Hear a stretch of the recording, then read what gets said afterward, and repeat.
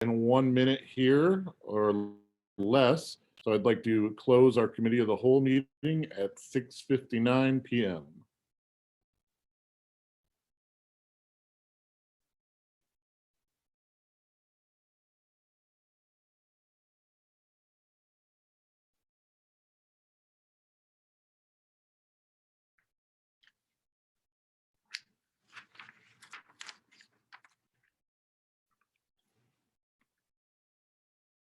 All right, good evening, everybody. It is now 7 p.m. and I'd like to call to order the April 5th, 2021 regular meeting of Tiffin City Council.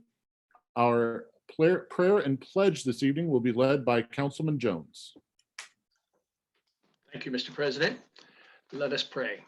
Jesus, you were born and raised in a small community such as ours. You grew up under the authority of local leaders. Please strengthen us with wisdom and grace for the heavy burden we carry. Help us guide our hearts and our minds so we work for the best interest of the people we serve. Amen. Pledge allegiance, please.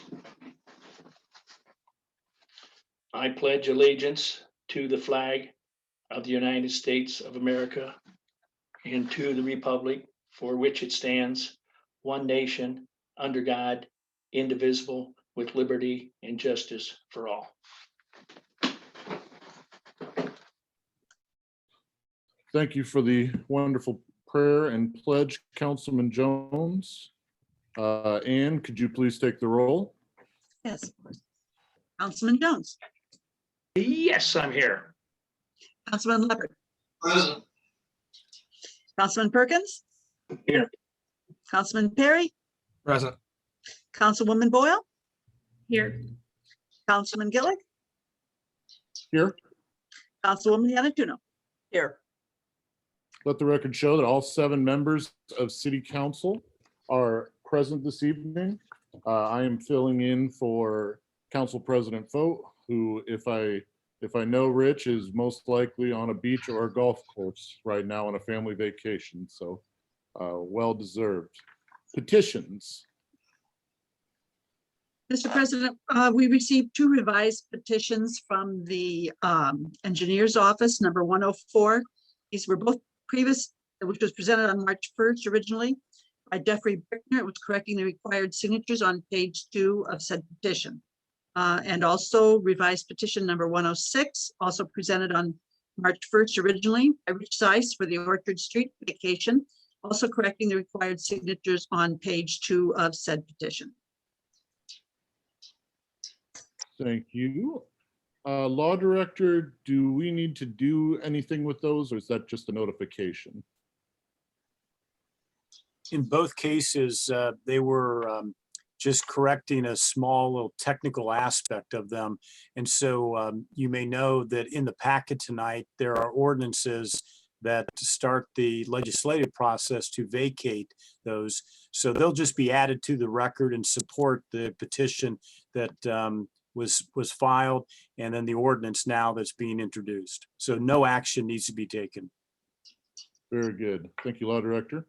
Did everyone have a chance to review our minutes, our previous meeting? Council Clerk Forrest. Thank you, Mr. President. I just wanted to note on the agenda, it incorrectly states April 1st. It's not an April Fool's joke. It should be March 15th minutes. And there's a small correction on the very first page. Again, with the date, instead of March 15th, it said March 1st. So just a 5 has been added to the original copy. Very good. Thank you, Ann. With those corrections so stated, does anyone have any additions, corrections, or deletions? Seeing none, they will stand approved. Committee reports for this evening. Finance does not have one. Law and Community Planning, Councilwoman Boyle. No report, Mr. President. Thank you.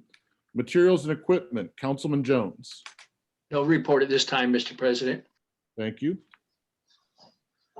Personnel and Labor Relations, Councilman Perry. Thank you, Mr. President. we do have a report to give from our meeting held a few weeks ago. A Personnel and Labor Relations Committee was held on March 17th, starting at 4:03 p.m. to discuss Mayor's request for legislation 21-6 to appropriate funds for one-time hazard paychecks to all City of Tiffin employees and any other business to come before the committee. In attendance were Councilman Perry, Councilman Perkins, Councilman Leopard, Councilwoman Iannatuno, Councilman Jones, Councilman Gillig, Mayor Montz, Law Director Howard, and City Administrator Thornton. The mayor explained some of the reasons behind the request were to reward the essential employees that worked throughout the pandemic due to their importance of their roles to keep the city running, as well as the risks they took on during that time. The mayor also stated that deeming our employees essential meant that they are ineligible to receive some of the CARES Act money that was being issued. Councilman Perry pointed to the amounts of which employee would be receiving, as well as noting the mayor, law director, city council members, and municipal court judge will not be eligible for this pay. Councilman Perry added he thought this was a good idea to reward these employees for their hard work during such a trying time.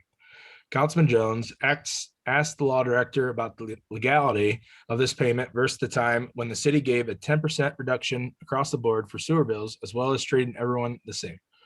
Law Director Howard explained the statute establishing a fair and equitable sewer rates for all customers and noted we treat employees differently all the time based on the services that they provide, and in this particular case gives us the authority to do so. Councilman Perkins explained the tiers of the payment are directly connected to the amount of risk the employee takes on, such as police and fire having more contact with the public. Councilman Gillig asked what the total cost this request would cost, where the mayor said around $200,000. Councilman Perkins asked where these payments amounts came from, where the mayor explained the amount is what the city felt comfortable with at this time. Councilman Gillig asked about the one time and wondered if maybe we could do another round of payments again in the future, or potentially do even bigger payments. The mayor explained that this is in fact possible, but would have to see how the rest of the pandemic plays out. Councilwoman Iannatuno cautioned about getting too carried away because taxpayers may feel like their money is going towards these payments when the public is also struggling. Councilman Leopard stated that 28% of our firefighters have had COVID, pointing out the dangerous nature of their job. Councilman Jones questioned the amount and wondered about giving all the employees the same, so it's fair across the board. Councilman Perry stated he agrees with the current structure to reward the employees who had more contact with the general public. City Administrator Thornton explained the check to the police officers would be decreased a bit due to pension dollars being subtracted. So that was another thing to consider about the structure of the payments. Councilman Gillig made a motion to accept the mayor's request and to have the law director Howard draft legislation. Councilman Perkins seconded the motion and it passed 3-0. Following the vote, Mayor Montz asked the law director to specifically state in the legislation about how the mayor, council, law director, and judge will not be receiving these payments, and the money will be going to the safety service positions such as police, fire, dispatch, as well as non-safety positions such as the finance department. The law director felt it was a good idea to include this to clear up any potential confusion. Hearing no other business, the meeting adjourned at 4:35 p.m. Very good. Thank you, Councilman Perry. Any questions for Councilman Perry with his report? Councilman Jones. Thank you, Mr. President. Well, Councilman Perry, I was thinking about calling you or ahead of time and I didn't, so I apologize ahead of time for that. In your report, Councilman Perkins asked the mayor, where were these dollars coming from? That's my understanding of the question. And I thought Councilman Perkins was looking for the city budget or the CARES Act. And the answer from the mayor was city administration is comfortable with that amount. I don't know if it needs to be added to the minutes or not, but I was just thinking that could use a little more clarification, that's all. Councilman Perkins. Yeah, when I asked that question, I was wondering about where the amounts per person were coming from. Why would it be 2,000 or why would it be 1,000 or whatnot? And not so much like the location of where the funds were coming from. Okay, thank you. Very good. Any additional questions or comments for Councilman Perry? Very good. Recreation and Public Property, Councilman Perkins. Report this time, Mr. President. Very good, thank you. Streets, sidewalks, and sewers, Councilman Leopard. Thank you, Mr. President. I have two reports this evening, one long one and one short one. The Street, Sidewalk, and Sewer Committee meeting was held March 17th, 2021 via Zoom. Attending were committee members Steve Leopard, Don Yanantuno, Ken Jones, and Zach Perkins. Mayor Mott, City Administrator Dale Thornton, Law Director Brent Howard, City Engineer Matt Watson, Assistant Engineer Jason Mortar, and Dr. Ken Baker. Leopard called the meeting to order at 2:00 p.m. and stated that the purpose of the meeting is to discuss Mayor's request for legislation 21-5, traffic signal warrant study, and any other business presented. Engineer Watson presented to those attending a PowerPoint presentation prepared by the City of Tiffin Engineering Department with information provided by DGL Consulting Engineers. Traffic data for the signal warrant analysis was collected by DGL via video on October 28, 2020 from 7 a.m. to 6 p.m. Crash data from the Ohio Department of Transportation, TIMS database, was also collected for consideration in this study. Engineer Watson informed us as to the background, objective, and proposal of the study. The study identified 15 existing signals justifiable of a study divided into 4 different priorities. The committee will focus on 4 intersections to determine signal warrant and recommendations. Items to consider that are included in the study are total vehicular traffic, total pedestrian traffic, and peak hour vehicular traffic, and pedestrian volume at peak hour vehicular traffic. Site distance concerns up to 280 foot are also evaluated in this, along with 4 and 8 hour, including peak volume, pedestrian volume, school crossing, crash experience, and roadway network. The 4 intersections of concern are Circular Street and Main Street, Circular Street and Melmore Street, North Sandusky and Hall Street, and Coast Street and Jefferson Street. The DGL study for the signal at Circular and Main does not warrant a signal, as there is less than 800 vehicles per hour. At the peak hour, there were only 305 vehicles on Circular and 126 on Main. Pedestrian volume was only 31 total for the 2 streets at the peak hour of 2:45 p.m. to 3:45 p.m. The intersection did not meet multi-stop warrant. However, site distance concerns factored into the decision to recommend a 4-way stop. To warrant a traffic signal requires 800 vehicles per hour. The DGL study and recommendation is to remove the traffic signal and create a 4-way stop. Dr. Baker reminded the committee that during the study, Heidelberg University was not in session, which would likely alter vehicular and pedestrian counts. Site distance concerns will be addressed by the Engineers Department and Public Works. Circular Street and Elmore Street intersection. The DGL study determines the traffic signal is not warranted, but does have site distance concerns and recommends a 2-way stop control on Circular Street.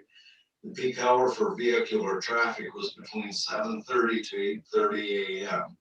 with 428 vehicles traveling through the intersection on Melmore and 270 on Circular Street. Pedestrian travel on these 2 streets combined for the day was only 48 pedestrian volume, and peak traffic volume was only 2 combined. Due to site distance and safety concerns, ladder style crosswalks and PED signs to be added across Melmore Street, along with the tree removal and loss of 2 parking spaces and no parking from here to corner signs relocated. Coast Street and Jefferson Street, the study did not warrant a signal at this intersection, but does have site control issues.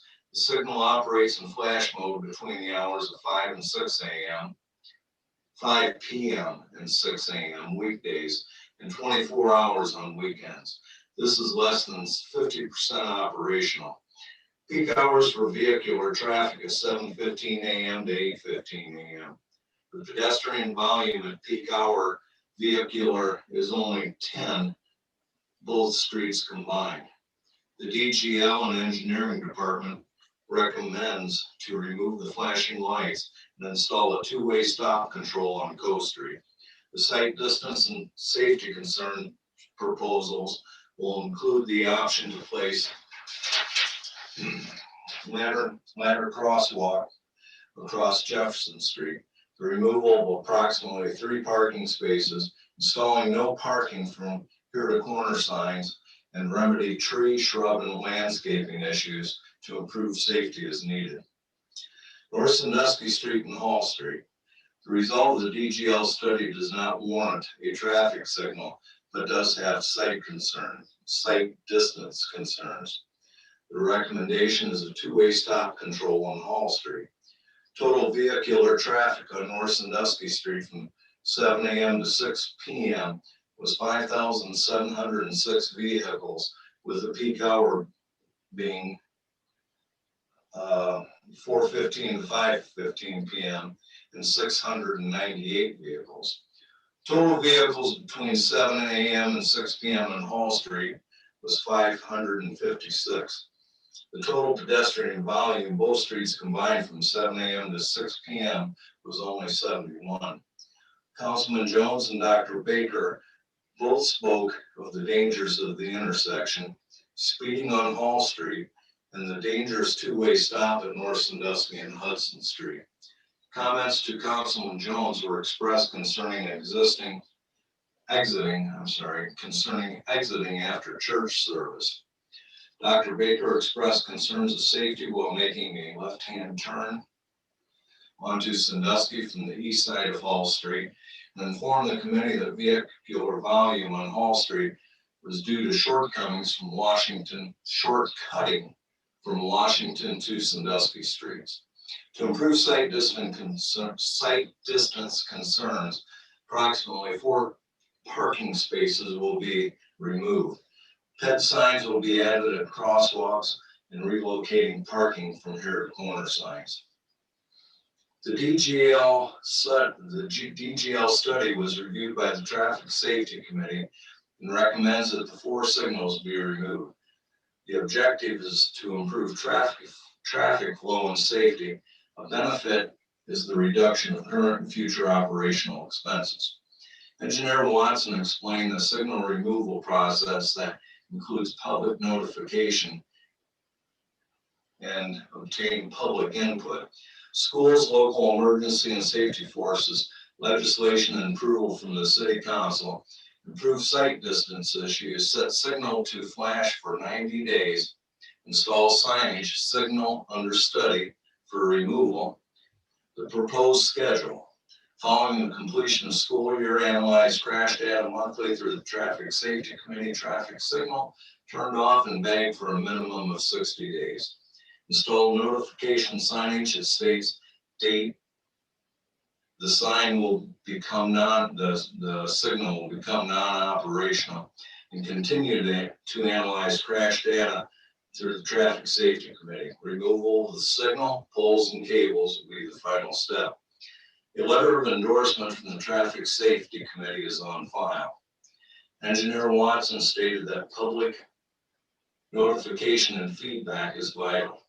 A motion was introduced by Councilwoman Yanatuno and seconded by Councilman Perkins to have the law director prepare legislation for the removal of the 4 traffic signals as discussed during the committee meeting.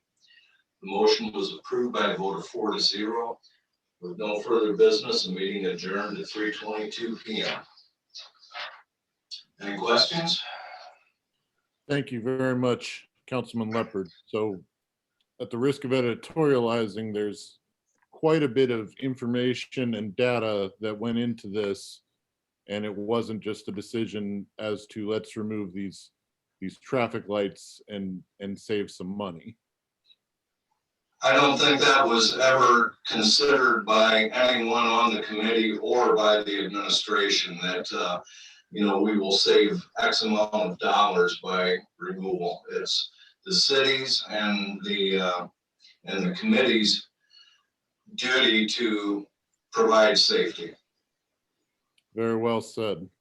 Very well said. I know there is a bit of a perception out there that this may save money, and it may at some juncture, but that I believe would be very low on the list of priorities.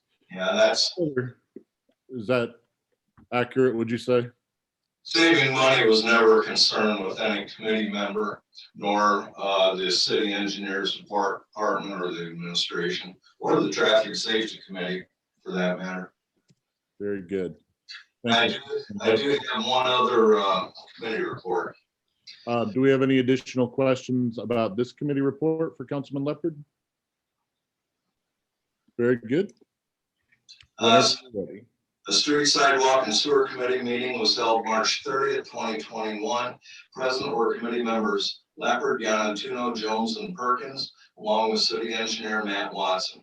Leopard called the meeting to order at 4:15 p.m. on Elwood Street between East Davis and Douglas Street, and announced that the purpose of the meeting was to discuss petitions 104, 105, 106, and 107, requesting alley or street vacations. Joining us at this location was East Davis Street resident Robert Runyon. Petition number 107, submitted by AAI Leasing LLC, requests that North Street be vacated. Engineer Watson stated in the absence of the petitioner that this never developed street or land will be developed.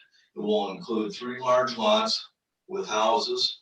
2 homes will be off Elwood Street and 1 will gain access off of East Davis Street. Engineer Watson described to the committee the outline and layout of the property.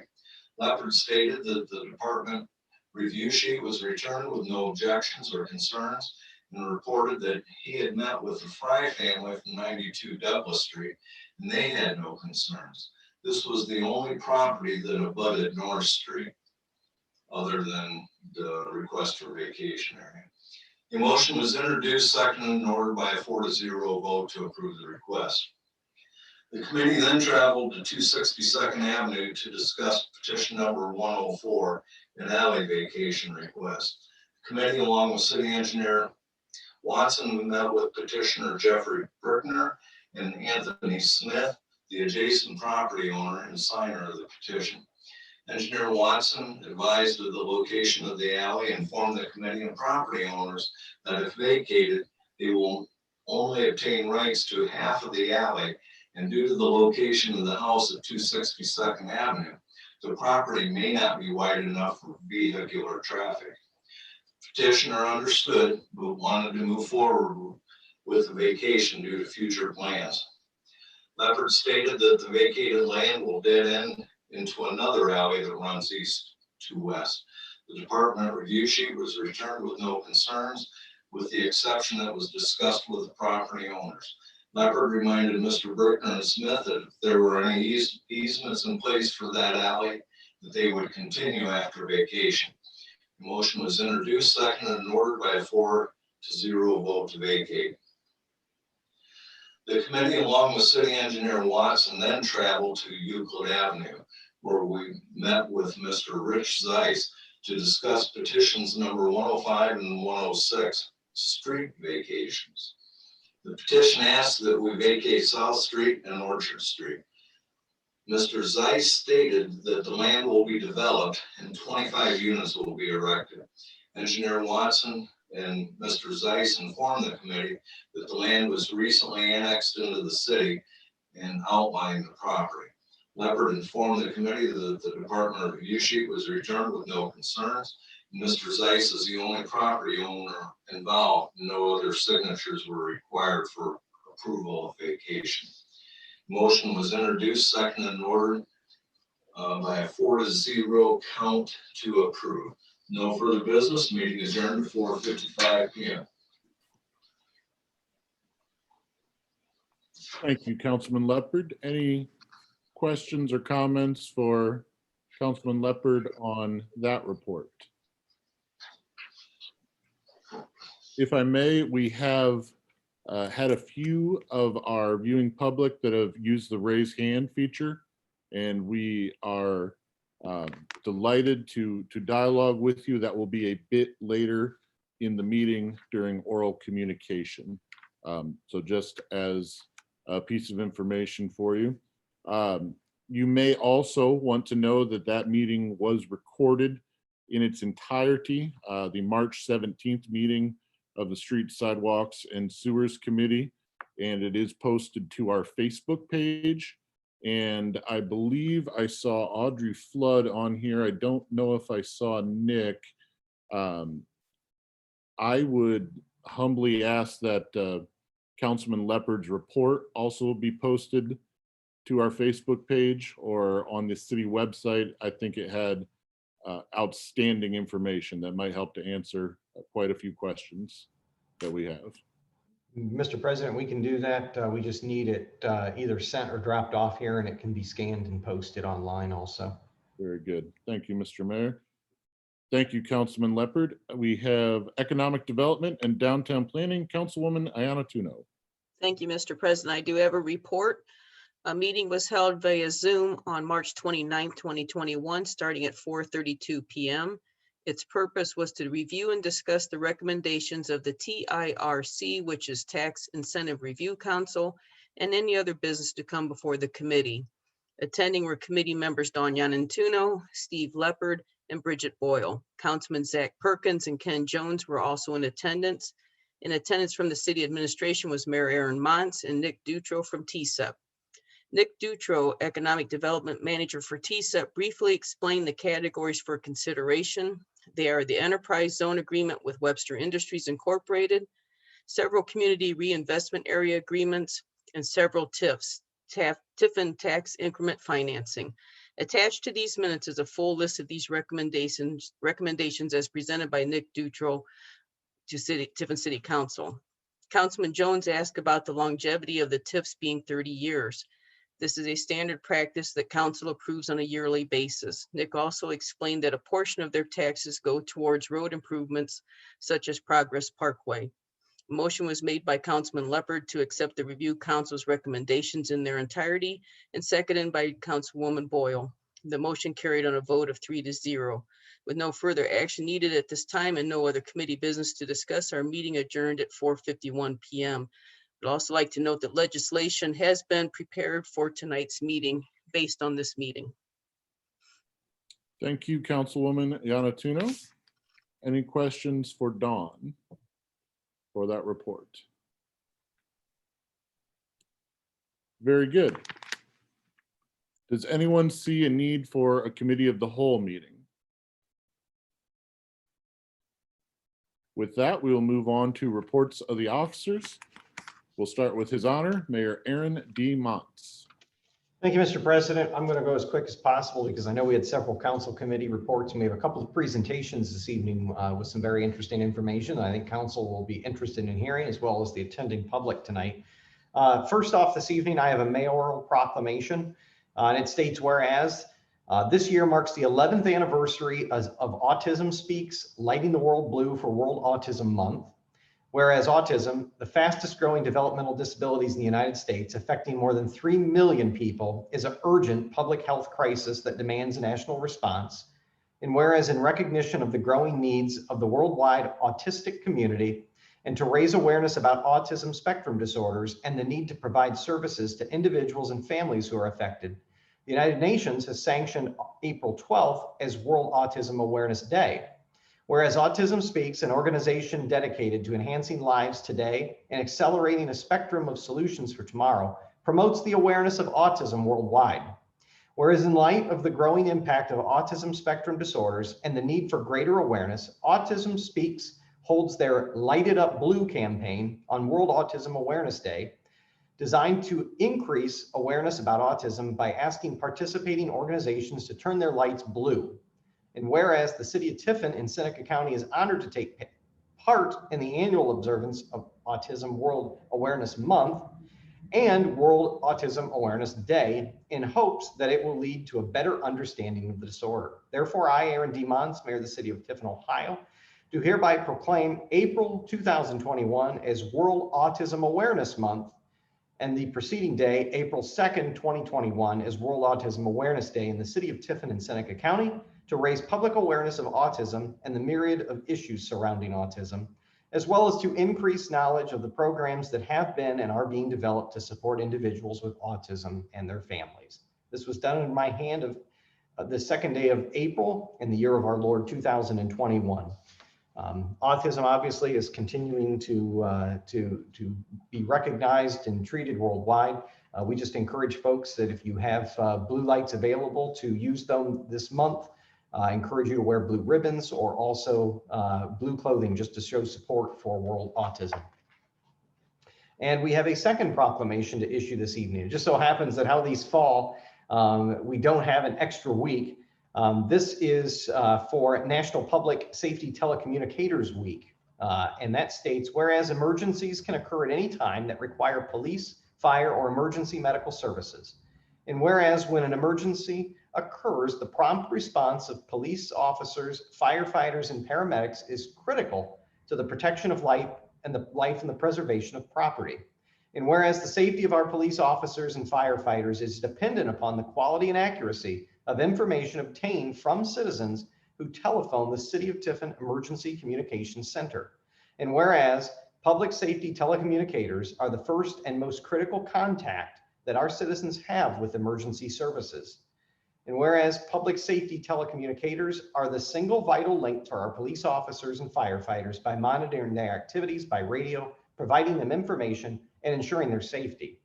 And whereas public safety telecommunicators of the City of Tiffin have contributed substantially to the apprehension of criminals, suppression of fires, and treatment of patients. And whereas each dispatcher has exhibited compassion, understanding, and professionalism during the performance of their job in the past year. Now, therefore, be it resolved that the City of Tiffin and Mayor Aaron DeMonts declare the week of April 11th through April 17th, 2021 to be National Public Safety Telecommunicators Week in the City of Tiffin, in honor of these men and women whose diligence and professionalism keep our community and citizens safe. Done under my hand, this 11th day of April in the year of our Lord 2021. So telecommunicators or public safety telecommunicators, of course, are kind of the unsung hero. The firemen, the policemen, they show up, they're providing service, they're the hero. But a lot of times, a lot of folks don't think about that person on the other line who you quickly hang up once the safety services get there. But that person many times is the difference between life and death. And I can tell you, our dispatchers here at the City of Tiffin have a dispatch time that is second to none in this region. They are phenomenal at their jobs. They get our whether it's police, whether it's fire, EMS, they get them dispatched and on the way to that call properly so much quicker than most of the departments in the area. They keep track of these times. They can show you the numbers. But I'll tell you, we've got great men and women that work over there and that are providing top-notch service. So we wanted to thank them with honoring National Public Safety Telecommunicators Week here in the City of Tiffin. Other items, I want to congratulate the members of Tiffin Fire and Rescue Division who won various awards at last week's award ceremony. I appreciate them allowing me to join virtually for the ceremony, but it was great. I know myself and City Administrator Thornton signed the awards, and what day we had a substantial stack of awards because of all of the jobs, anywhere from life-saving awards to it still happens, baby delivering awards. So we had a couple of our Tiffin Fire and Rescue Division members who had to assist in baby deliveries because they came a little quick and unexpected. So, but just really great to see this. Also a huge thank you to Tiffin Lowe's, who received a Community Partner Award for their partnership in coming over and refurbishing the firehouse mess hall area. And then also local citizen Tyler Nieskern, when he was out on a jog, discovered an injured resident who had hurt themselves and called the squad and ultimately saved that person's life. It almost undoubtedly would have passed had he not done that. So he received an award, also the Citizen of the Year award from the Tiffin Fire and Rescue Division. So congratulations to everyone on jobs well done over the last year with the awards. Quick financial updates. I know you all received that in your email, so I'll go through it very quickly just for the public.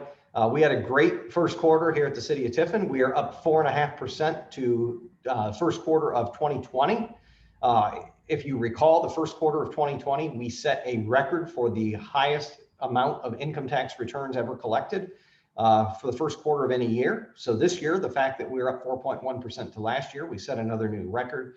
Not nearly as substantial of an increase. I think we were up 14 or 15% Q1 last year. This year, we're up 4.1%. So still an increase is an increase. It's about $106,000 ahead of where we were last year at that date.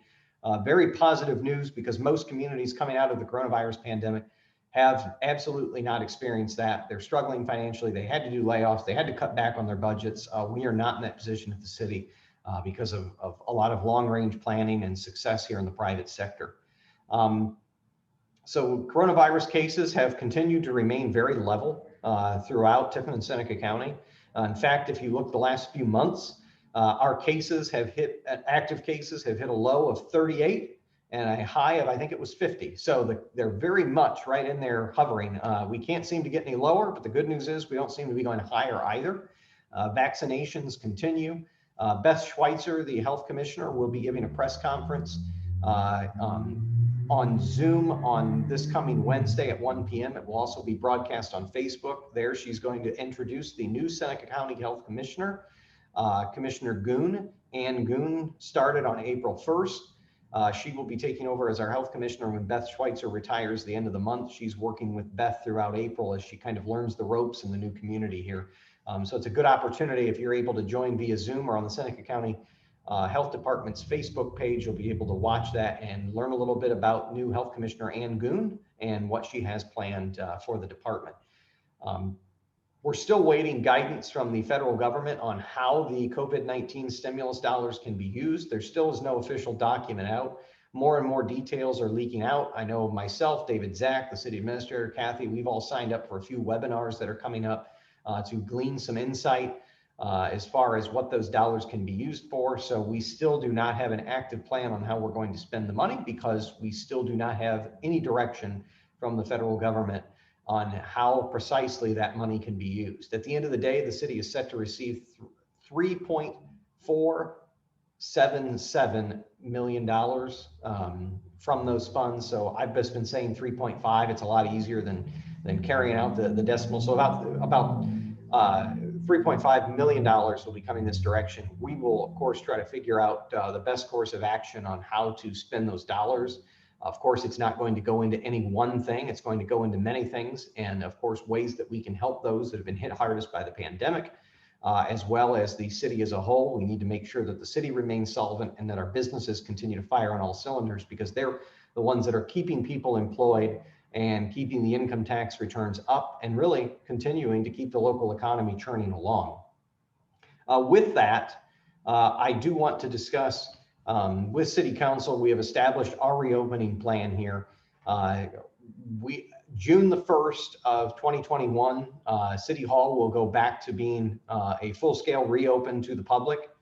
And we will be under whatever guidance the CDC and the State Department of Health have out at that time. Most likely, I would assume the mask mandate from the state and federal government will still be in place. So that will be very likely required if you are in the building. However, we will be open, so it will no longer be by appointment only as we have been doing throughout the pandemic. And with that, starting with the first council meeting in June, or if there are any committee meetings at June 1st or after, they can be held here live. The city administrator and myself have worked with a few other individuals so that we think we have things ready to go from the council room so that we can still broadcast those meetings live to Facebook so that the public can continue to watch us live versus having to just read about it in the newspaper or read meeting minutes. We think we've got that ready to go with the technology that we have upstairs. So it'll be an interesting, we may have to bring a few of you in and do a test run to make sure we've got that functioning properly. But I know I've heard a ton of feedback from the public that loves the fact that we're broadcasting these on Facebook so that they can watch them either live or go back and watch them at another time. I've always said transparency is great. More people watching these meetings and giving us feedback, the better we all do with our jobs. So I want to continue with that. But June 1st, City Hall and all the city offices will go back to operating on a normal schedule. open to the public with or without an appointment. Now, we can't guarantee just because you walk in the building that you'll be able to meet with the mayor or the city administrator or the police chief or whomever. Of course, their schedule still will dictate that, as it always has in the past. But we're going to try to get things back to normal here. The pool will be opened day before that, and a lot of just other good things going on here in the community right around June 1st. I want to congratulate three businesses. Soul Boutique announced that they are locating in downtown Tiffin. For those of you that know Amanda, the owner, she is a vibrant ray of sunshine, always extremely happy. So she will be opening her store later this month here in downtown Tiffin. The Varsity Club is going to open a new restaurant here in the Tiffin community, out where the Silver Spoon Cafe or Cool Creations used to be. They're a sports bar with pizza and chicken wings, chicken chunks, that sort of food, sandwiches. So we're happy and excited to see them open.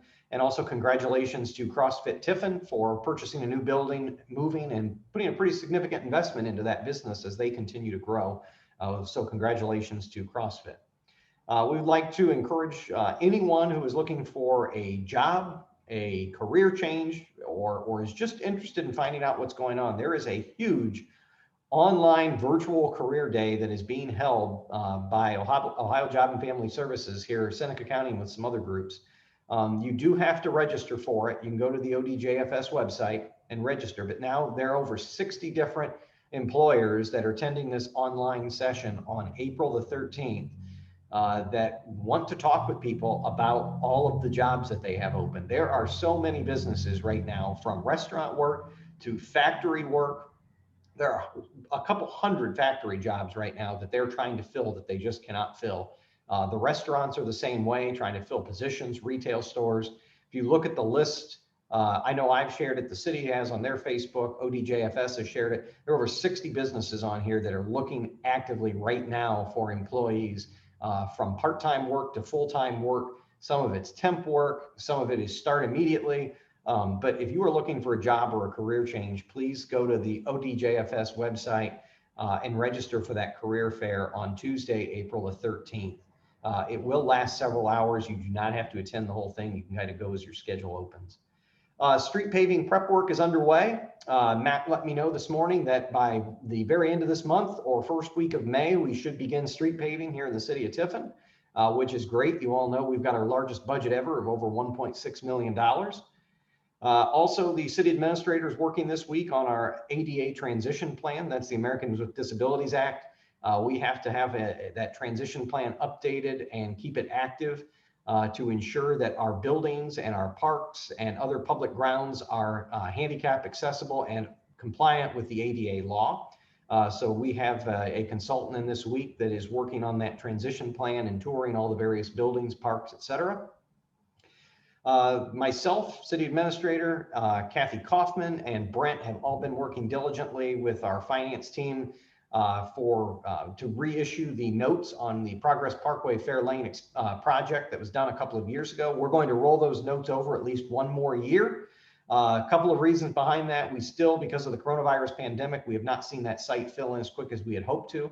A lot of that I attribute to the fact that we had a pandemic and the types of businesses that would open on that site pulled back in the last year, year and a half. And we would prefer to wait to actually put this into a long-term bond until we get to the point that we've got the project completed. However, we don't know when that's going to happen. So we're going to roll it over at least one more time. And also because of the infrastructure plan that's being talked about in Congress, there could be no interest or very low interest loans that are available that way that could save us money if we wait to either bond this out or finalize it into long-term debt versus short-term debt. So we're paying a slightly higher interest rate, but the entire team feels that by waiting, we may be able to capitalize on some of this infrastructure plan if it is indeed passed from Congress to save tax dollars here locally by stringing this out one more year. Reminder to residents and businesses, Aqua has begun flushing water lines this week. It's going to continue for the next several weeks. So please be mindful of their schedule that Aqua put out. If you get some discoloration or water pressure issues, don't panic. Don't do white laundry, but they are flushing all of the lines throughout the community over the next several weeks. I want to congratulate the Tiffin Tree Commission and Bryce Kuhn as the city hit our 40th year in 2020 to be a Tree City USA. So a huge accomplishment, 1980 till 2020, 40 straight years of being Tree City USA here in the city of Tiffin. So kudos to all of them for their hard work. And then I am now going to go into reports. First up this evening, I have Reverend Aaron Gerlach and Audrey Flood from the Tiffin Community Kitchen. They're going to provide City Council with an update on the Community Kitchen project and where that is headed. I see Aaron and Audrey coming in now. You both should be on here. You're welcome to turn up. They've got their screens on. You'll just have to unmute yourself. And I think one of you two might need screen sharing ability. I think I just clicked the button for that. You should be good to take it away. Awesome. Thanks so much, Mayor and Mr. President, for having us.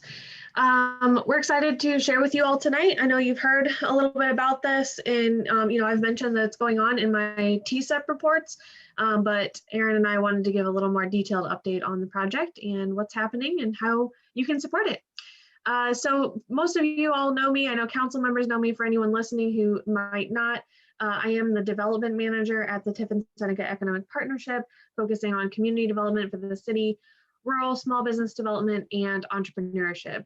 Because of those three areas that I lead, that's how I got involved with Seneca County Common Ground, which is the new nonprofit that was formed originally for the need to cover the Tiffin Seneca farmers markets that kind of needed a new home. And as we gathered to be able to fill that need, we realized that there was a lot of people really interested and passionate about local food initiatives in our area. So we decided to formalize that group around local food and created Seneca County Common Ground, which is now its own 501c3 nonprofit. And so Aaron and I are both board members. He's the president and I am the vice president. And along with the farmers market, this Tiffin Community Kitchen is one of the big initiatives that we are currently taking on. We have big hopes and dreams for other local food initiatives that are just starting to be in the works as well. But this is kind of our big focus right now that we'd like to share with you all. And all of the local food, again, intersects with kind of all of the areas that I lead in development through TSEP. So it's a great fit for me to be able to support that way. And then I also support outside of work as well, just as a volunteer for the organization. So while I am pulling the video up, I will have Aaron explain who he is and how he got involved. Yeah, I'm Aaron Gerlach. I'm the priest, the rector of Old Trinity Episcopal Church here downtown Tiffin, next to the Justice Center, across from Burns and across the street from National Corner. I'm engaged in this project, as Audrey said, on two different levels. This is a collaborative project between Seneca County Common Ground and Old Trinity Episcopal Church, who are really offering the leadership to help the collaboration and the work happen. It's not the Tiffin Community Kitchen truly is for the community. It is going to be a piece of the community. Old Trinity and Common Ground are just taking the lead to offer the leadership on that. And so when you watch this video that Audrey's pulling up, you will see some of the ways our community has already been expressing about how this kitchen might be used. Audrey, hopefully that was enough time to get you started. Yes, sir, it was. Okay, so we have done this presentation several times, and I think I found a way. It has been working where we actually are able to play the video through you, but for you through Zoom. However, sometimes this doesn't work. So if for some reason the video is not playing, somebody just wave at me or give me a heads up, and I will stop it and we'll just send the link out for you to watch afterwards. But hopefully it works. Fingers crossed. Give me a sign if it's not working. I'm going to go ahead and play it. This is the best way for you to get a little overview of the project. So going ahead now.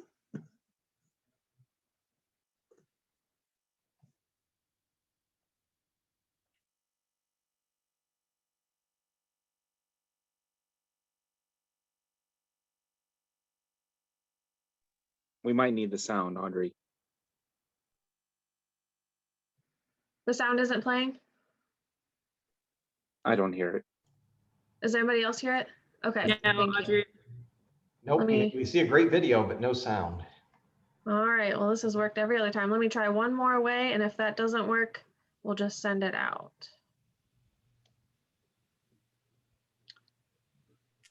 There we go. I got it now. Had to click share sound.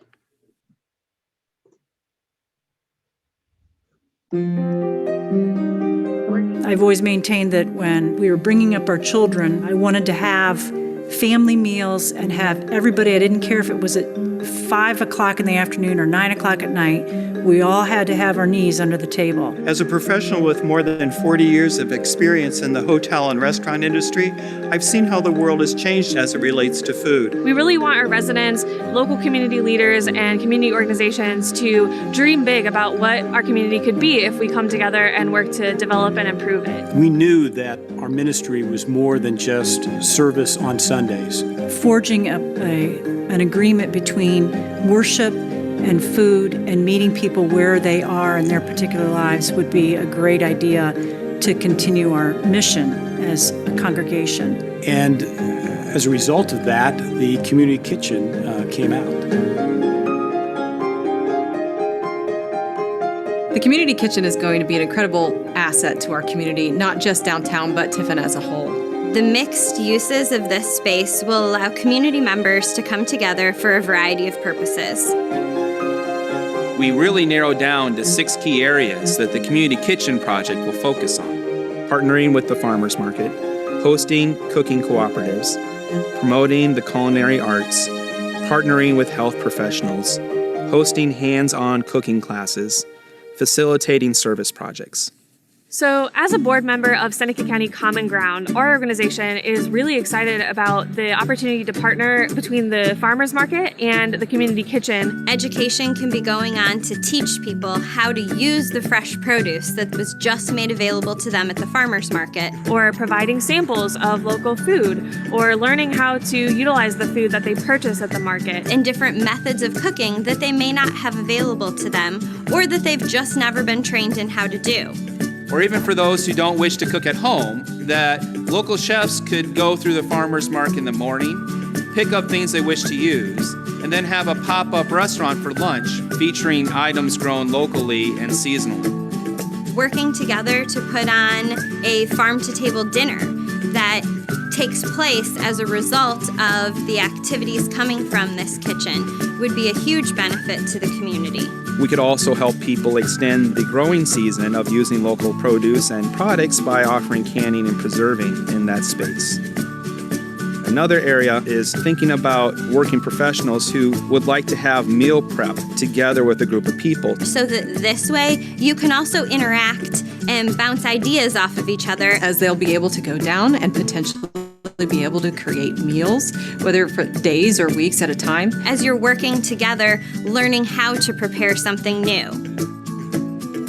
So there's also an educational piece associated with this kitchen, as it will be something that'll be linked to the hospital, where people that are just learning that they might be diabetic could be able to go to the kitchen and learn how to prepare a meal that will be directly benefiting their current health condition. That everyone wants to eat, so that one person in the household doesn't feel like their diet has to be separate and away from everybody else.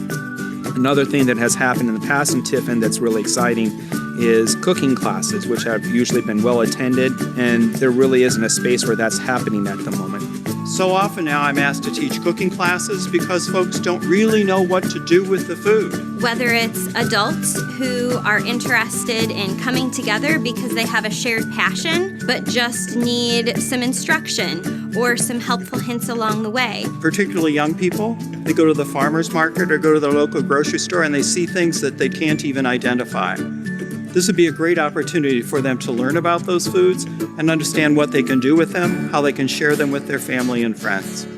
It'll be great for our downtown businesses. It'll offer them opportunities to be able to rent out the space if they want to go in and, for example, teach others how to make chocolate treats or do cookies. It could be done in conjunction with a downtown event like one of our walks. We're here at Courthouse Square.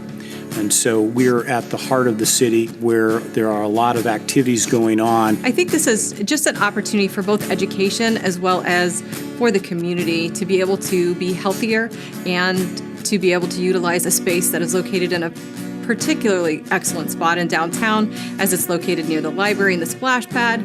Parents could go down, learn cooking classes, and take their children to the park or to the library. So we see that being in the downtown, we're just uniquely set up to be able to engage the community in a very positive way. So the idea then is to have this space available for cooking classes, for people to come together, both to offer the classes and to attend them. One of the ways that I think the community can most use this resource is by bringing particularly young people together. The ability for them to have an after-school cooking club, to be able to connect with someone else that has the same interest as them, and then to be able to take that interest and do something great for those around them. The culinary arts are finding a shrinking space in our public education system. So we imagine, and there's excitement around the idea of supporting a culinary arts education through this community kitchen. Oftentimes, we have people who come to us who really have no cooking skills or hospitality skills, and while they can learn some of those things at the local vocational school, I think this gives them another opportunity to move one step further than that and really develop those skills further that will help the professional restaurants in our community. When we think about the design of the church, what were some key important things for us is that it was very clearly a historical building that has been added onto. And so it's important not to mimic the style of the historical 1880s building, but to carry some themes forward. Another thing that's important to us is that when you come into the community kitchen, you feel like you're coming to a space that's owned by our community, that's not necessarily owned by the church, by Old Trinity. So there's a new entrance into the community kitchen off of Jefferson Street. And so you can go into this community kitchen, do everything that is part of the programming there, and come out without ever stepping a foot into the religious space. Old Trinity is a special place because it is made up of people that are very active in our community. One of the reasons I'm really excited about the community kitchen is that it ties in really well to the recently completed Joint Comprehensive Plan that outlines goals and objectives that the city and county have for really developing and improving our community. With the growth and the changes that we've seen in downtown Tiffin over the last several years, this community kitchen will be another asset in the community. It will positively impact the community both from a health perspective as well as an education perspective, and it will truly be something that sets Tiffin apart. I think it's an exciting opportunity that we can all take advantage of. It's a different time now. We just don't have the luxury of getting everybody's knees under the table. So anytime and any opportunity that we have, the ability to do that, I think is really exciting and a great ministry for this community and for this church.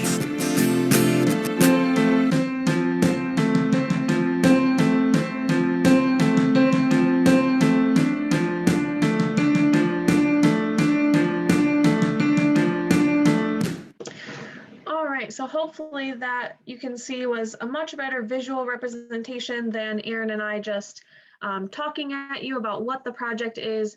And you can see some of the wonderful people that are involved, some of the board members, both of Old Trinity and Common Ground, as well as some other community members who are involved in the project. So that tells you a little bit about what the kitchen project is, some of the uses that have been discussed so far.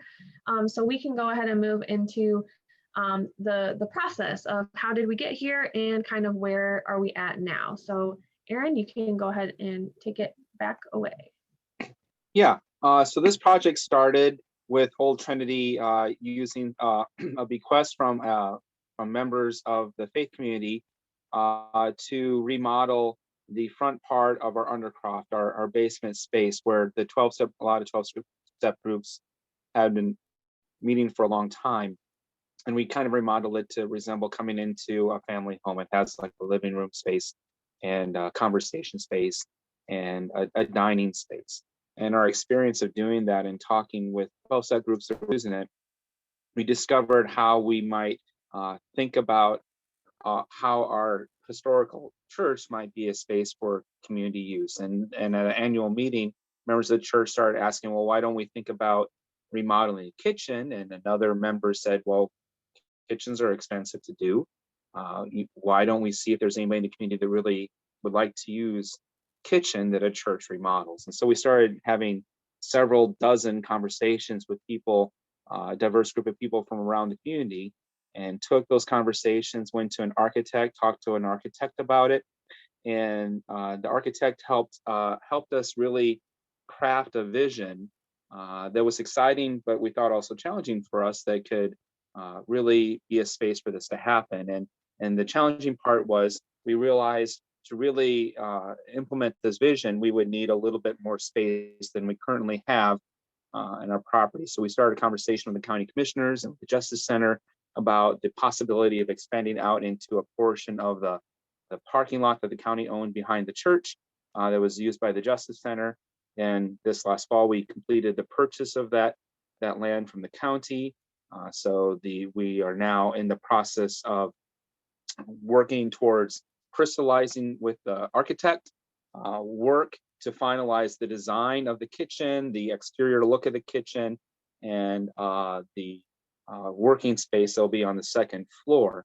And that work we are very thankful for is going to move forward due to initial grant for this project from the Diocese of Ohio, our parent organization in the region, of $250,000. And so we're very grateful that this vision that is exciting our community is also stirring some excitement in the region and outside of Tiffin as well. Audrey? Yeah, so that's kind of how we got here and where we're at. One of the, I think, the most important things that you all should know about this project is how much research and listening was done, mainly by Aaron, by Reverend Gerlach, to get us to this point. There's been so many meetings, so many conversations with other organizations that might be able to partner with this, with other individuals, about how it can really be the best fit in our community. It's one of my favorite sayings in my work and practice is, don't do for me without me. And we have definitely followed this due to Reverend Gerlach's leadership of making sure that everyone who will be involved or could be involved has a voice in this process. So as he kind of explained how this has been already a long time coming, there's been definitely a lot of legwork done to make sure that everyone has a say. Also from my end, again, we noted there, you all heard a lot over the last several years about the comprehensive plan. I know a lot of you are very involved in that. There was a section in there about working on local food. And this helps meet several of the objectives within the comprehensive plan that were listed. And you'll also notice that the process that you've heard me talk about over and over in the last year through TSEP, the Dream Big Tiffin process of submitting projects to be able to rise to the top of what's important, and being able to support those projects with resources and to help them along. This was submitted through that process and is one of the recommended projects. So my office is also helping to assist in that way. So you guys can see how that kind of fits in with that other process that I've recently presented to you.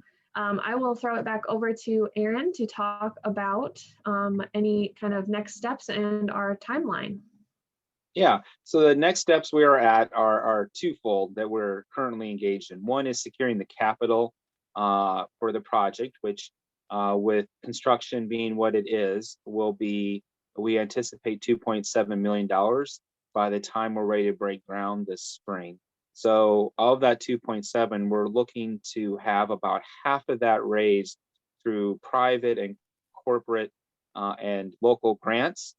So about 1.65 million, we're going to try to raise from within the community in that manner. The other 1.65, we're going to seek to do from federal, state, and regional grants and other sources of funds and budgets. So we're trying to do that to fund this project. As I was saying, the goal is to have the capital secured so that we can break ground the spring of 2021. And a part of the reason is, even if we had all the funding secured in the next 3 or 4 months, we need that amount of time to work with the architects, the collaborative out of Toledo, to get to having the construction documents ready. And the reason for that is this collaborative process we've been talking about will continue in the design process. So there will be a team that will be meeting with and talking with the architects about finalizing the exterior look of the addition to Old Trinity Church. There will be a team that talks with and works with the architects on finalizing the design and the layout and the equipment needed in the kitchen space. And there'll be a team working with the architects to design and finalize the workspace. They'll be on the second floor. Then hopefully, if all goes according to plan and we break ground April 2021, we'll start programming in the fall of spring of 2022 would be breaking ground, and then programming the fall of 2022. Audrey?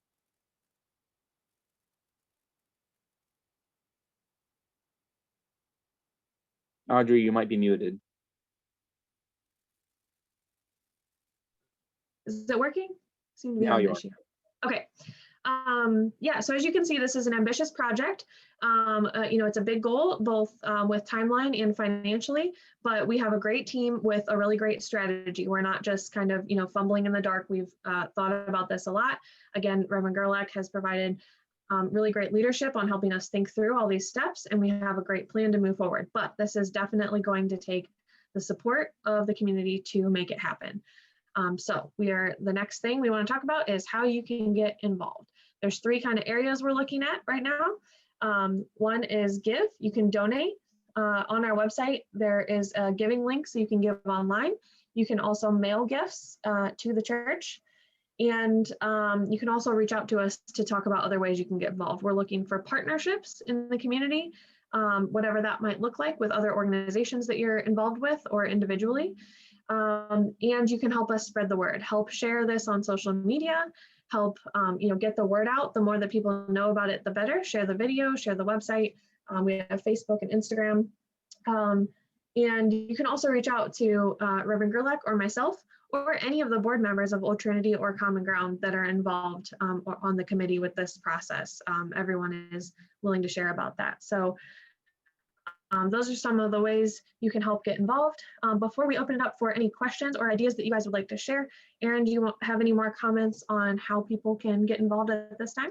Yeah, just that, giving, although this is a pretty ambitious and vision and requires securing significant capital, there is no such thing as too small of a gift. A $20, $5, $10 gift makes a big difference as well. And you may wonder why, and that's because this is a community kitchen project. So when we go for grants and securing funding outside of our community, all those small gifts do show the level of support that our community has behind this project. So there's no such thing as too small a gift. And when we talk about partnering, we are also talking about, as you think about programming, how you may want to use this space, to really start hearing about how you might want to use the space, so that when we're designing the final design of the kitchen, we're ready to accommodate the kind of programming you imagine. I think that's all I would like to add. Yeah, and I think one other important thing that maybe we didn't mention yet is we do have, first of all, I think it's important to note that Reverend Gerlach and myself, as well as several others, went and visited other community kitchens. Reverend Gerlach did a ton of research, and then we picked some where we actually went and visited these models in other communities to see how they were working there. And there's many different models. So this is, a model that we think will work best in our community. And one of the parts of this is making sure that it's not cost prohibitive for anyone, nonprofits or people that want to use the space. We do have a mechanism that we're planning to put in place so that, if anyone can't afford to rent the space or to, we'll make sure that all partnerships are open and available. So that's something we wanted to be important to note as we open it up for any questions that you all have about the project, as well as any ideas that you might want to share with us with the group. But you can also reach out to us individually afterward if you have ideas for partnerships or programming that you want to share. So we'll go ahead and open it up.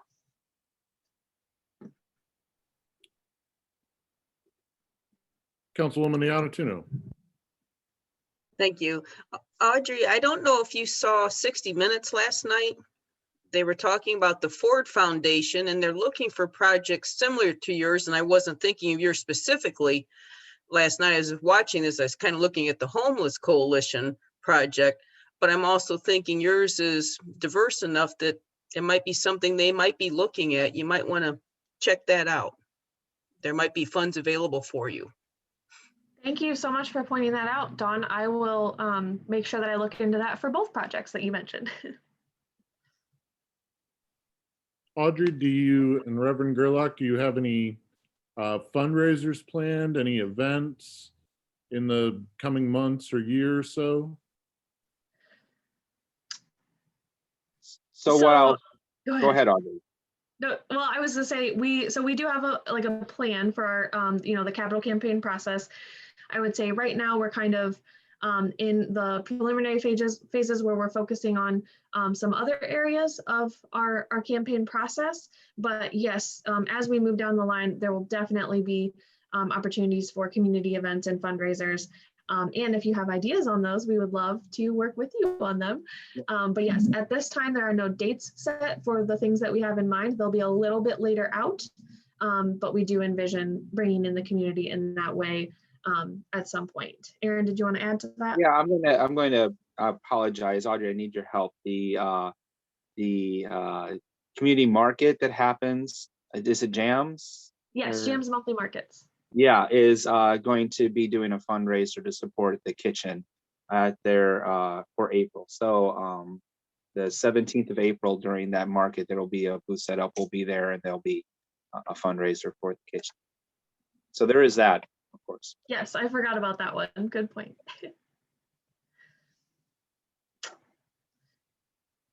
Anyone else have ideas they want to share with us or questions before we turn it back over to Council President and Mayor? Well, if I may, Mayor Mons and Law Director Howard, would this fall under the same umbrella? I know we discussed, the possibility of looking into city funds for the Transformational Life Center. Would this be an avenue, seeing as there might be a public benefit?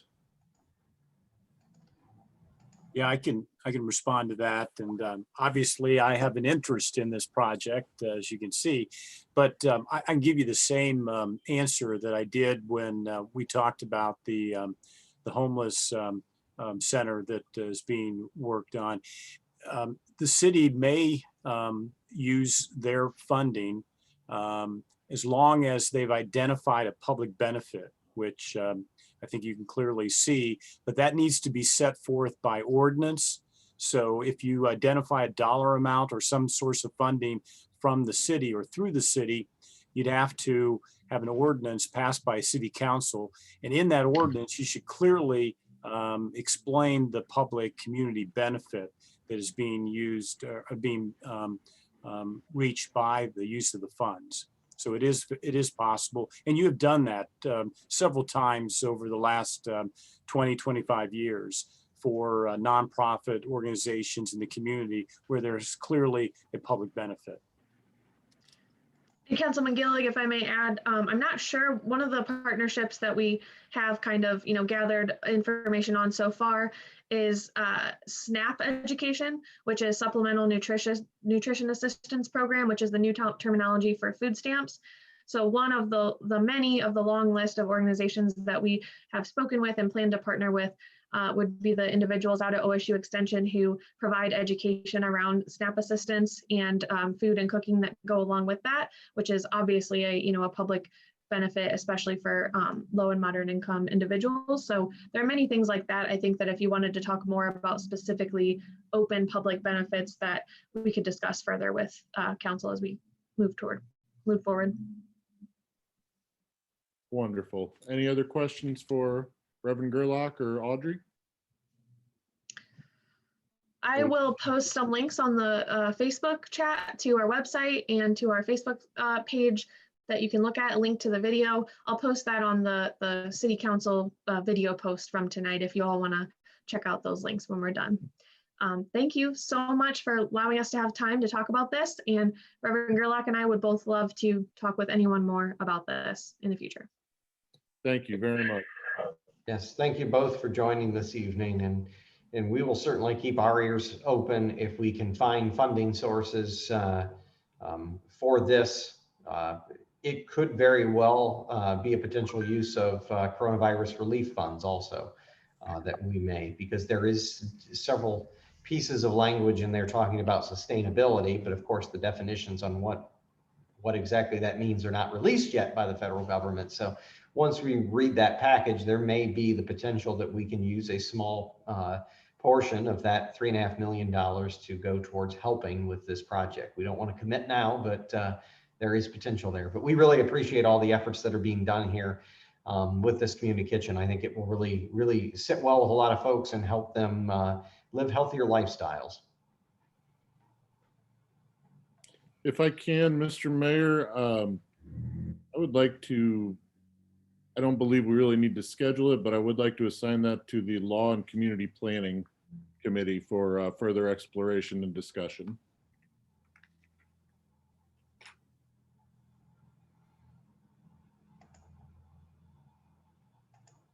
Okay.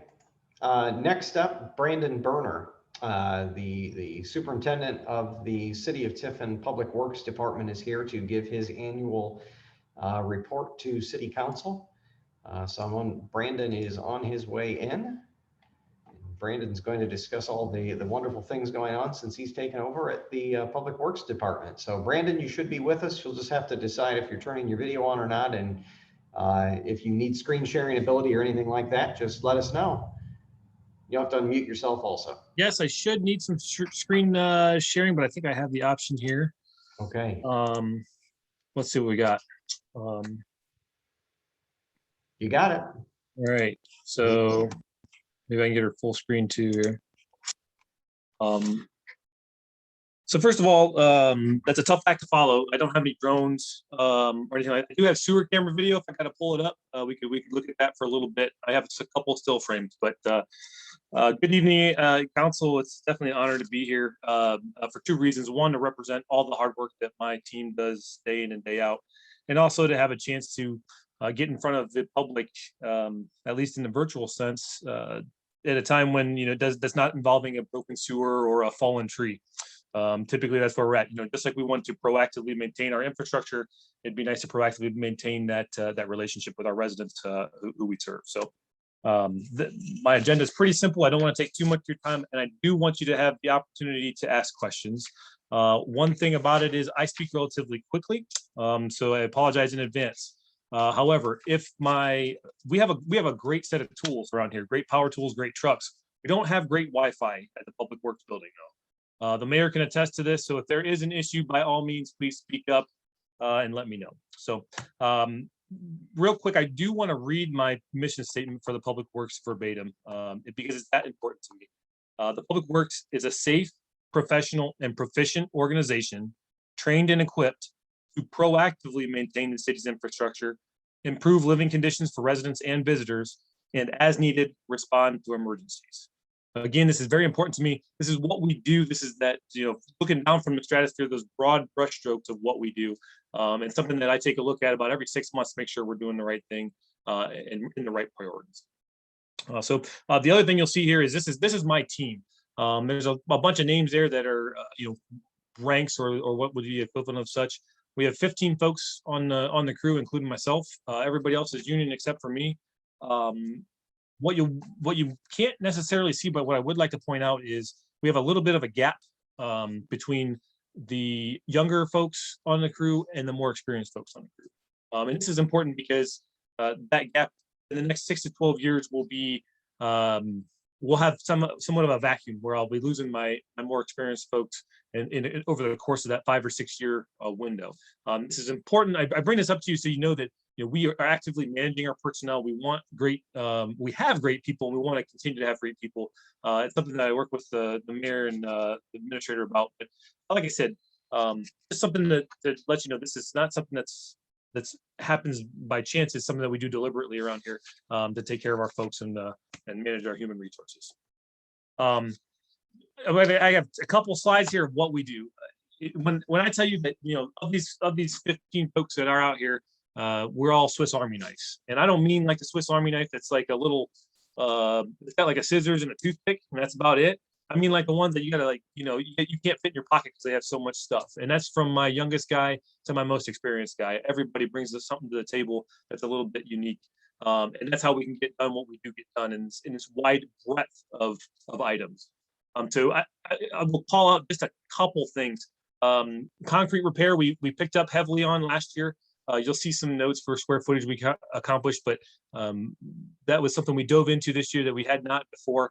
in that extent. And I'm really, really proud of what the guys have, or the crew have accomplished. A couple things there. Mowing, that's a consistent issue, and that's something that's going to come up very, very shortly. We've already started a little bit. Just to note, 10 acres on our small mow route, 77 acres on our large mow route. So I appreciate the appropriation of some funds for that. 77 acres getting a larger tractor this year. We're pretty excited about the big green machine coming our way. Another thing of note, the detention and retention pond maintenance. It's actually a very large thing that we take care of, that we have, we're a little bit behind, to be honest with you, that we're picking up back on now that, this body has approved the stormwater management plan for the city. And with that comes the ability to flex that muscle a little bit more and take better care of our infrastructure. You'll see some notes on the sewer. Again, I really want to focus on the inspection portion. That's where we really make our money in this line of work. The repairs and the cleaning, that's where we spend the money. But where we make the money is the inspection and identifying of issues. Last few, and definitely not the least, my arborist, my electricians, and my mechanic. I would like to say my arborist. I don't know, this is a 2020 report, and I don't know if any of you recall about June 11th when we had a heck of a windstorm. I was actually down to one arborist at that point. The previous one, I've since received gotten in a wonderful assistant arborist, but my primary arborist was the only one on staff at that point. And he took that on with a vengeance and did a heck of a lot for the city. And so John Pottinger did a heck of a job with that. And very proud of him and what he accomplished for us. With that, I have a couple of highlights. Our stats board. You're more than welcome to dig into and read them there. Again, ask questions if you got them. But what I think is most important to point out here are kind of two things. First, those top two items on the left-hand side, the street sewer work orders and the tree work orders. You'll note a date range in there because that's when we established the systems to track these. We didn't spend $25,000 on some fancy system that is all set up and marginally works for us. Like, okay, we built our own system and we've began using it. So I can tell you that if it happens in that time frame, like if you called my shop right now, Miss Brenda will answer the phone. She will take down that concern. She will build a work order. We will have that work order printed and we will execute it high priority as it should be done. And that's very important to our department in general, just what we do. But it wasn't necessarily common. So that in itself is a huge accomplishment that all of the crew has done well. Not only generating the work orders, but also continuing them through their process, taking them to fruition, filling them out at the end, and giving us this kind of information. All right, so this is my first year with the kind of data that I can show you. So my first year on the job, also my first year that I can show you some data. Not very helpful in and of itself, but it will be helpful as we continue to follow this throughout the years and see where we can really make improvements because we're paying attention to that data. One thing I will tell you, snow and ice removal. I asked the mayor to get a little bit further down the road here to give you this presentation, so we had some data. So 13 events, 37.5 inches, at least by our count. We had a lot of salt this year compared to previous years. One, because we had more events. Two, because we had a lot of small events. So the small events that don't seem like a big deal actually eat the salt quite a bit. And so that, based on the rate that we're paying for salt right now, that 954 tons you see there is about just a little over $51,000 worth of salt. So that's a good price. And equipment hours, to give you an idea, I have about 11 guys who typically push snow, and I'm kind of at a bare minimum there. And that's 70 some hours per person, right? So that was a lot of time. If anybody's ready for spring to continue to break through, it's the crew out here at the Public Works Department. With that, going to a few more highlights. The only thing I'm going to point out here are some of the estimated savings, right? So you'll see manhole adjustments, sidewalks, and asphalt repairs. A couple of these we took on previously. So I hopped into what had already been happening in the department. A couple of these we took on anew to try to save money. And that represents about $20,000 worth of savings. And I will tell you that $20,000 of savings includes our time. This is not me ignoring that I pay my employees. This includes my labor costs. We're still saving $20,000 because of those things we take on. Obviously, that's in a business-minded sense and stretching our dollars to do the most for this city. It's important to do, and I think it's worth noting. letting everybody know we are looking at it and we are saving. So I did want to highlight a couple of wins. I'm a kind of competitive guy, so wins and losses. Our big wins in the equipment world. Honestly, we got a couple smaller trucks, which doesn't seem huge, but for our fleet was very big. Those couple of trucks rearranged with a couple more tools made us a heck of a lot more. We went from being able to put one crew out who could fix catch basins, and then another crew would have to come steal a bunch of tools off there to work on a sidewalk or something like that. Very disruptive. We went from that to having three trucks by adding one truck to the fleet, having a few guys that were savvy with another truck, brought it kind of out of the what would have been a graveyard or what would have gone to Danner's or whatever, brought it back to life, and we're looking like a pretty legit crew now. So it's exciting to watch that and to watch that grow from within, and watch those good ideas come from all the folks on the crew. We have a lighted arrow board now, which doesn't seem like a big deal, but it certainly is. You go on Perry Street someday, try to do some work. That's a big deal to have one of those arrow boards. Personnel wins, 4 promotions, well deserved. A lot of guys who really have stepped up in the role since they've taken it in a big way, and 3 new hires. So again, incredibly talented folks that we're bringing on. Diesel mechanic experience, over a decade worth of county road maintenance experience, and tree crew on the commercial side and ISA certification. All new hires. So we did a lot to try to pull these people in and do the right thing hiring. And as I discussed before, we have a bit of a gap for young to experienced. So this helps us bridge that gap for sure.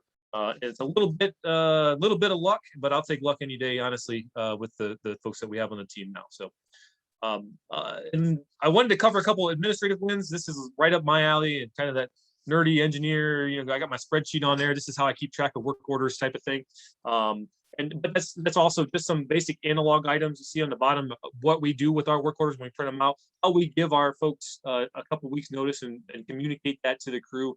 It seems like a kind of a small deal. It's nothing earth shattering, but I'll tell you what, it makes a heck of a lot of difference. And the feedback that I've gotten from the crews has been more than helpful, right? We've been very successful because of the feedback we can get back and forth from the crews. Lastly, some hygienic stuff, that wall you see on the bottom right there, and those tools, that did not look like that about 6 months ago. It had about 40 years worth of dirt on it.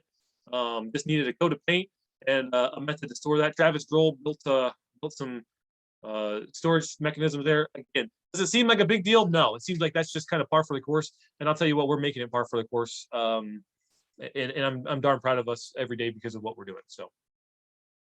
Now I got more pictures here because again I wanted to catch your attention towards the end. For those of you who have not been down South River Road in a while, first of all, please do not try to enter from Sandusky Street. That is no longer a road. You will be driving over a curb and sidewalk. But if you enter down by the water company, you'll find this cul-de-sac down there. My folks volunteered to actually install the aggregate. So we got the whole.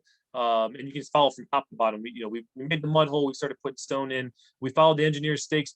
That's pretty darn well, right? Matt wasn't too upset with us, and got that stone in there, and they did a darn good job. And then MMB came back and paved it. We finished her off and got some seed down there. So we need a little bit of rain, but it looks great down there. Another thing, I do have some sewer video here. This is not video. I'm sorry, still frames. Of as we try to follow that mission statement and be proactive in our maintenance. You're looking at a video that was pictures from a video that were taken when we realized that we're paving Ann Street 2 years from now, or in 2022. We try to get it in front of all of those roads that we're paving and get in all the sewers to make sure that there's nothing wrong with the sewers that would need to be replaced. Lo and behold, we send the camera down at the top. We see, oh, it's a clean pipe, looks pretty good. Second camera down there about 15 feet later, that pipe had collapsed. Too many times we would find out about this because a call would come in, right? And many times this at demand style work order, call comes in, truck goes out, call come in, truck go out. In this case, because we were being proactive, trying to make sure that we're not wasting money on paving dollars for some easy wins, unfortunately, we have a lot of sewer to repair. About 2 blocks worth of sewer on Ann Street. So you'll be hearing about that probably for next year's budget. But to find it proactively to get it there before the paving, and to be lined up to have it already in in line to be paved. Just saves money all the way around and supports our residents with better infrastructure. So that's really exciting. Maybe not to you, but to me, it's very exciting. So talking about what our way ahead is. And so this year, again, we're kind of, it's this juxtaposition of here's something that's, this has been bad for a long time, sinkholes. But we're at 7 and counting. There's more out there.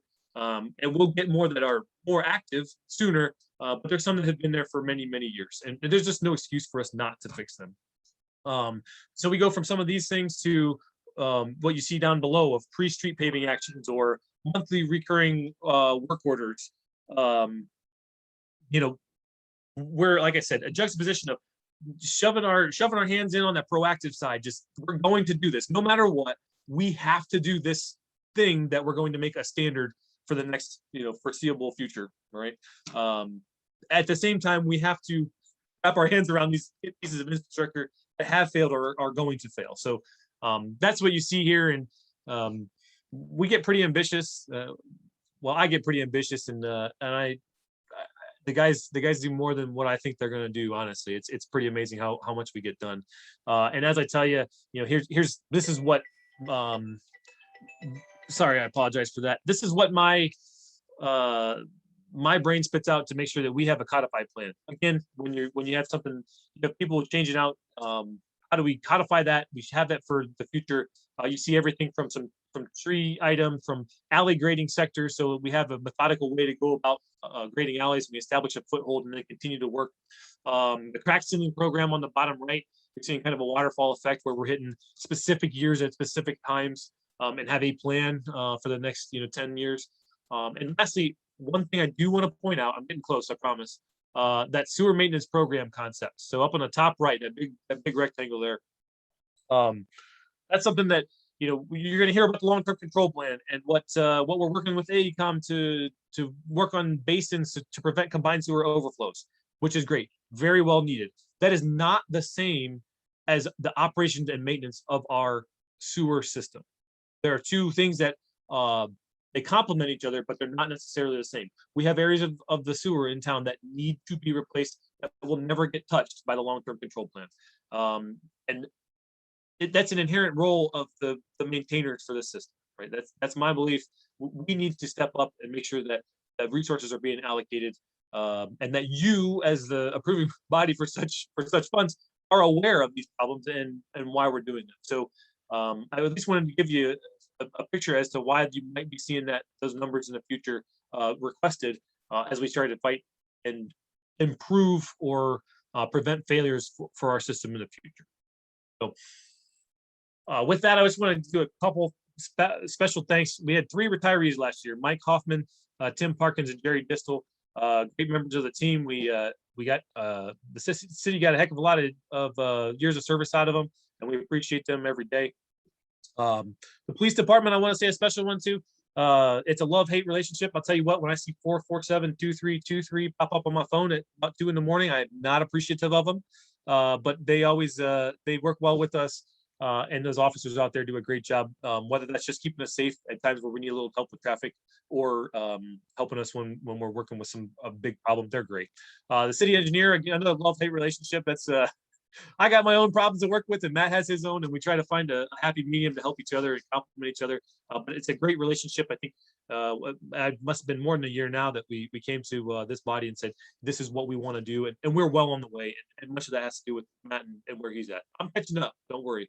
But Matt's spearheading her and doing a great job, and we appreciate his help every day. So Parks and the wastewater treatment plant, we're definitely like a little brotherhood with those guys. And we have the fraternal arguments as much as the joys, so it's fun. And 3 more, Aqua of Ohio. They have come through for us so many times for equipment and for emergencies. We both understand who has the emergencies, but I would be remiss if I did not mention them and how much they do for us in this community.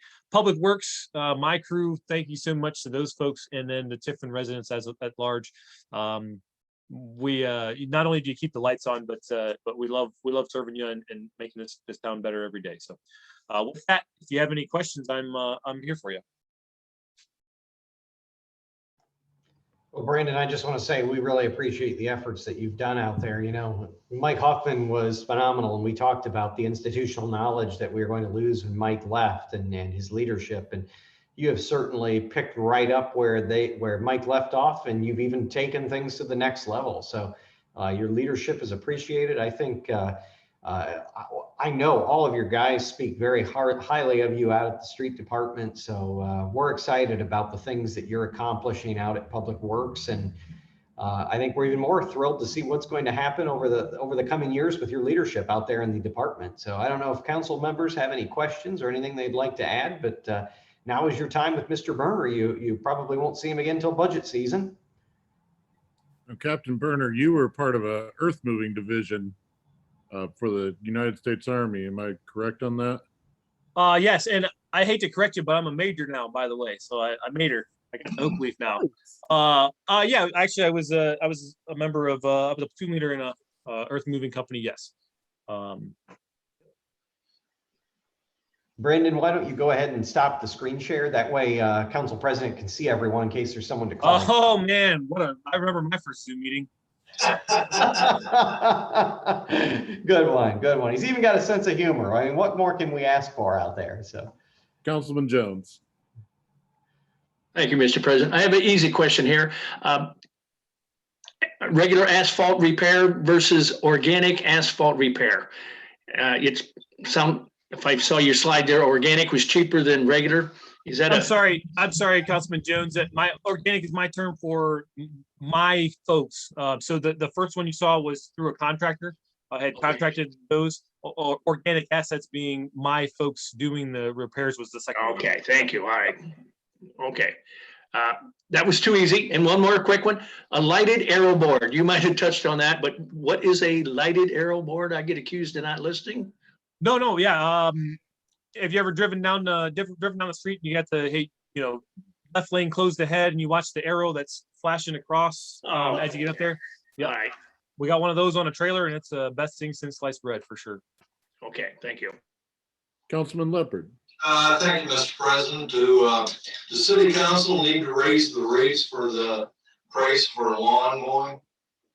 I see we were in the negative a little bit. Yeah, I'll tell you what, Councilman Leopard, I forgot to mention it. So we were just a hair under. I don't think it's anything that's worth changing legislation on at this point. I did reflect it so that we had an eye on it. I appreciate you bringing it up. Right now we're good. We have been accused of trying to make a profit, and that's not the case. But yeah, I will keep track of that every year and let you know if that is a problem. So. Thank you. Yeah, if I could piggyback quickly on those comments, it is funny how we get accused of trying to make a profit occasionally on mowing properties that folks aren't taking care of. And it's quite the opposite. I think Brandon would tell you he would prefer to have everyone take care of their yards. They can mow mine too. Yeah, and him to mow 0 yards throughout the year because it does take a lot of time and manpower away from his department when people are not maintaining their yards. And we get those calls that, my neighbor has grass a foot or foot and a half tall, and then we've got to go in and take care of that. And it just slows his team down. So we certainly don't make a profit. And we would, if we had our choice, everyone would just maintain their yards and keep it to 6 inches or less. And Brandon's crews could focus on the important tasks at hand.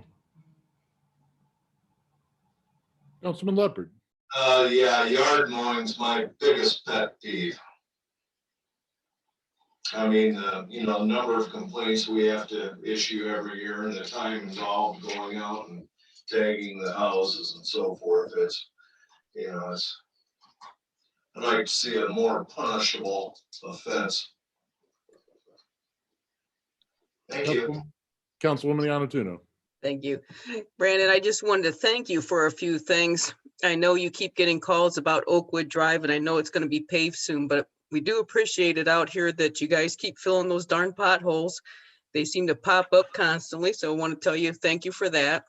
And also, I didn't realize roadkill was one of your job descriptions for pickup until one time there was this huge cat out on the street beside my house. And I'm like, oh my gosh, what am I going to do with this thing? I don't want to put it in the garbage. And all of a sudden I saw one of your trucks pull up and take it away. And I'm like, wow, that was pretty cool. And then about just a few months ago, there was a big dead skunk out there, and I'm like, hey, I know what to do now. So I called Public Works, and within minutes, you guys were down there picking up. And so I just want to tell you, thank you so much for that, because what the heck do you do with them? And Yeah, so well, I'll tell you what do we do with the appreciate skunks. that. We take those skunks down to the dumpster at City Hall is what we do with those. We don't like those in our yard. But and I think the Oakwood has been getting done. The guys have been crushing that, and I appreciate the thanks. I think they do that because they know I drive it. So I Just wanted to let you know, Brandon, I'm still listening. Oh shoot, hey. There's a constant problem on there, so it's a good thing it's being paved. Yes, ma'am.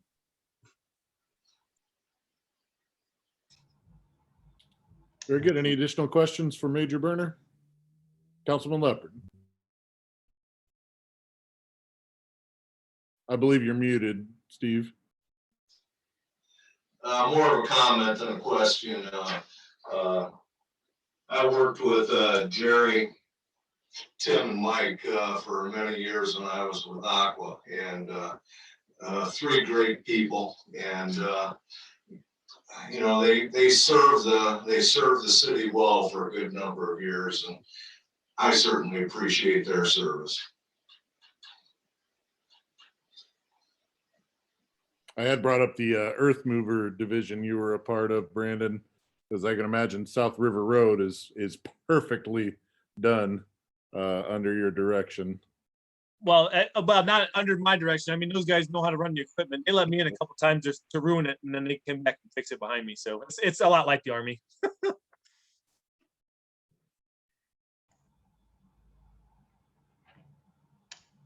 Okay. All right. Well, Brandon, we appreciate your time this evening.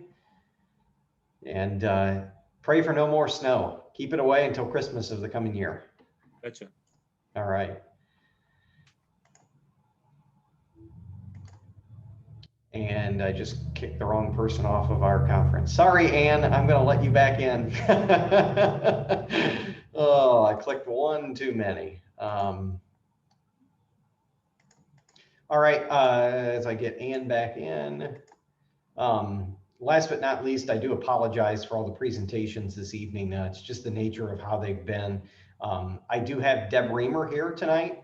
Deb is going to provide a quick update in the HR world. Due to the fact that, as most of you know, human resources is quite private, she can't give a whole lot of details, but she is going to talk about turnover and some of the retirements and new hires and things that have happened. So Deb, you'll just have to turn your screen on and unmute yourself, and you should be able to begin and share your screen if need be.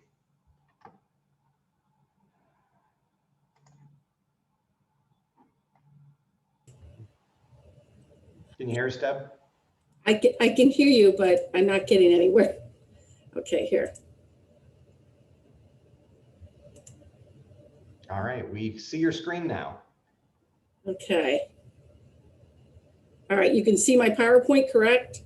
Yes, we can't see you, but we can see your PowerPoint. Okay, it's okay if you can't see me. I'm not sure why. All right, well, we can hear you and see your PowerPoint, so go for it. Mine won't be near as exciting, but I sure do love and enjoy what I do. I'll let you all know. All right. As you know, I'm the Director of Human Resources for the City of Tiffin. Quite the privilege to work with my employees as well and be in the city, the things that I do. The first point here, we have a great team as far as the employees, I must say. Wonderful people, pleasure to work with, plus the administration. As I say, the empowerment, what I mean by that is getting your people involved, just taking the time to let them maybe come in and ask some questions and be able to take care of some things, be it benefits, be it situations, maybe certain things I'm not able to talk about, but able to share with them. And it's really nice being up in this office, as Dale had said, being able to be up here and have a private, the employees really do appreciate that for sure. Hopefully I'll be able to go to my next one. All right. What's the role of a human resource manager? Okay. Jack of all trades, we call ourselves, and Girl Friday. Human resource managers in today's world, we wear many, many hats. We perform various different roles while meeting the requirement of the employees and also the administration, operational and strategically. Administrative roles would be maybe policymaker. And as we know, those are ever changing. You can change those literally every month, every 6 months, every year, especially since this last year. You have to be an administrative expert, being able to know the guidelines and the follow through, an advisor, be it benefits, be it the policy, be it the BWC, as you're going to see below, the unemployment, all sorts of things that may come my way. Housekeeper for issues and questions. Many questions come this way. A counselor. I've said more than once that I feel sometimes I'm 75% a counselor than anything else. And that's an honor, I must say, because I do get the respect I feel of my employees. They do come in and talk to me. And that's a saving grace sometimes for them to be able to walk through this door and share some things maybe they couldn't do with someone else. Welfare officer, what I mean by that is kind of check on them, make sure they're okay. Being able to know your employees. I've been here over 10 years. I feel I'm a good reader of people, just to look at them and kind of read their faces and understand maybe something's going on that they didn't think I knew, but I can help them through that. HR consultant, working with the City of Tiffin Law Director. Brent's been such a value, I can't say, and the administrative staff as well, as far as the mayor, Kathy, the administrator, Dale. We feed things off each other and we're able to talk about things to come to a positive solution. Workers' compensation, that is something that I can tell you is very time consuming. BWC and being a risk manager, what that means is when we get a BWC claim and it comes into the city, I'm the BWC administrator, the unemployment administrator. I'm the first contact for these individuals when it comes to the paperwork to make things flow smoothly. I know a lot of establishments, I do a lot of mentoring for people, a lot of questions come my way from maybe another city. And I'm honored to help them with that. But what I mean by that is they have questions. We're fortunate enough, I feel, that's what I love what I do, that I can meet with them firsthand rather than handing them a piece of paper. I'm able to guide them through that full direction and how to follow through with things and make sure that things go as smoothly as possible instead of just throwing them kind of to the wolves, I would say. FMLA, I'll go into that a little bit in detail a little bit. Family Medical Leave Act is what it is. Unemployment, CDL random reporting, and much more. That's where there's a CDL random report that I'm required to do, and it's through Mercy Health Systems, and they send me a report where I'm required to send individuals that are CDL regulated through the city, and that would be Public Works Department, that would be the wastewater treatment plant, and others for the city. And that's a random pool, and when I get those, I have to send them for testing. New hire orientation. I don't know when it's the least busiest time for this department, because it seems as soon as you think you have a little bit of a lull, you don't. It starts to pick up again. Maybe there's a 2-month period that you think you can play catch up, and that may be January and February, because Bryce had said, we're going to be hiring again for the parks, and we're continuously hiring for other departments, and I'm the sole individual for the city that is privileged enough to take care of that. Employee relations. That is not always popular, and the mayor will tell you that. It's not always fun being me, but I do enjoy what I do. I do for sure being the HR director. Listening skills are needed. It's a must.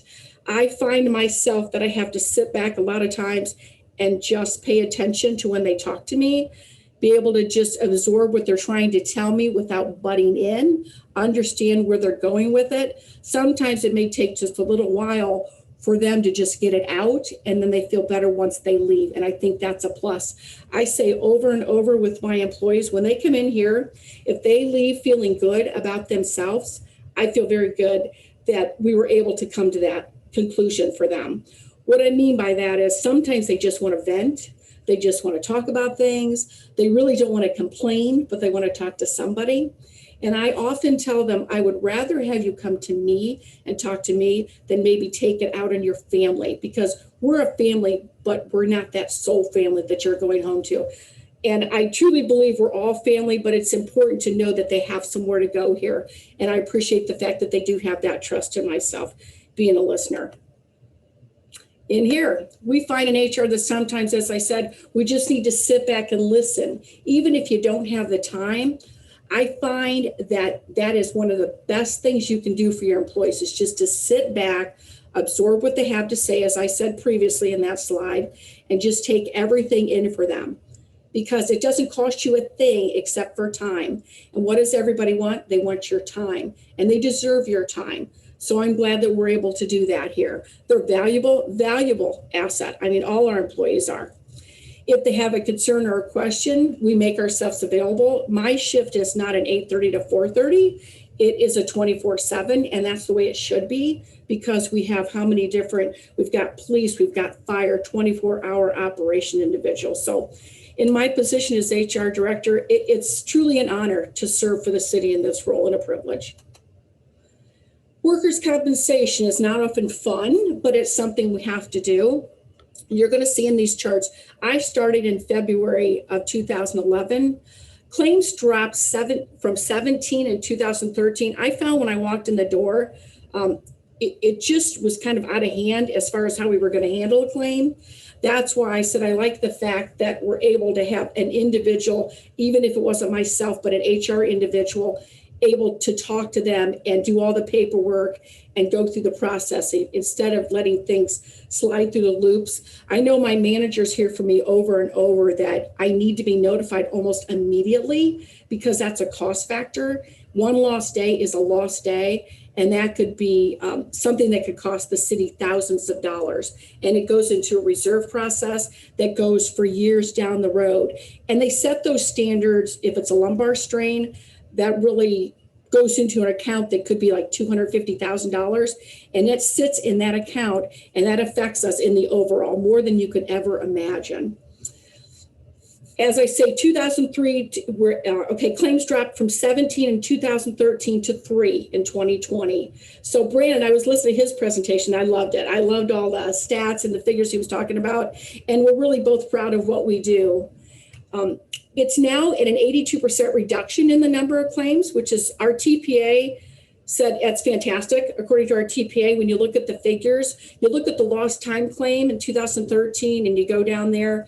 Lost time claim is when you have anyone that may be over the 8 days.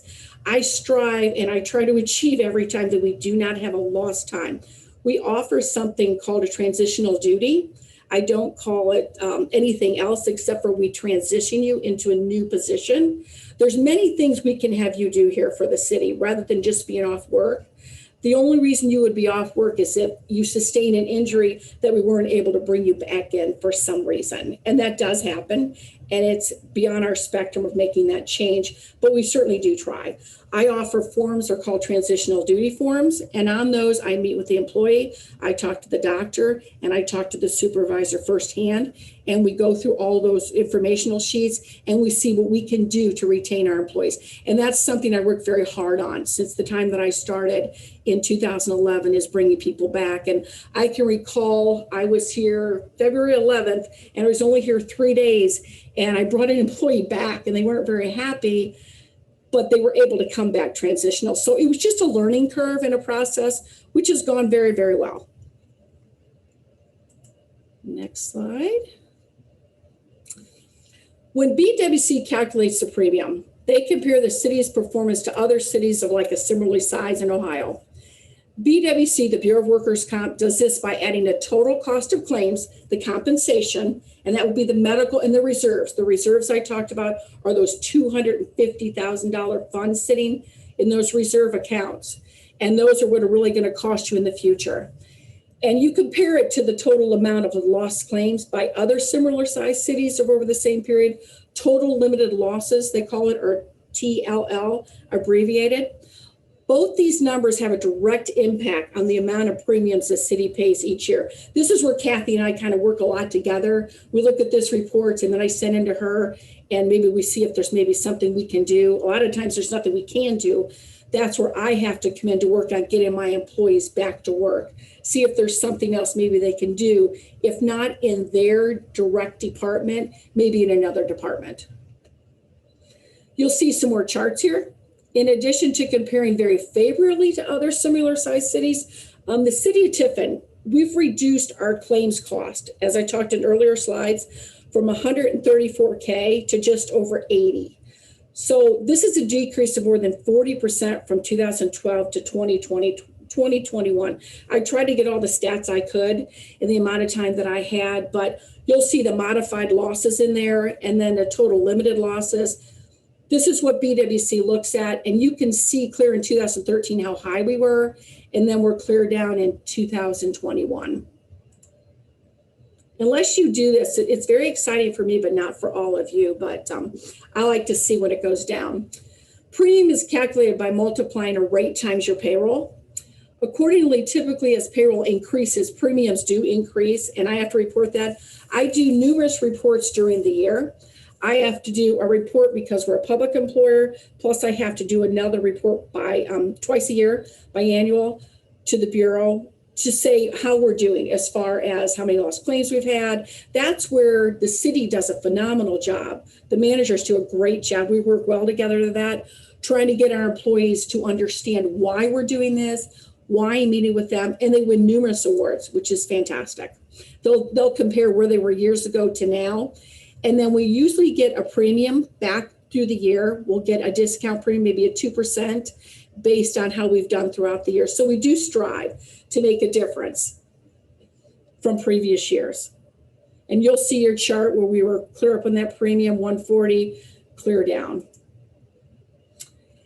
Here's another one, employer merit rate. That's an EMR. It's the amount of the base rate charged to the employer.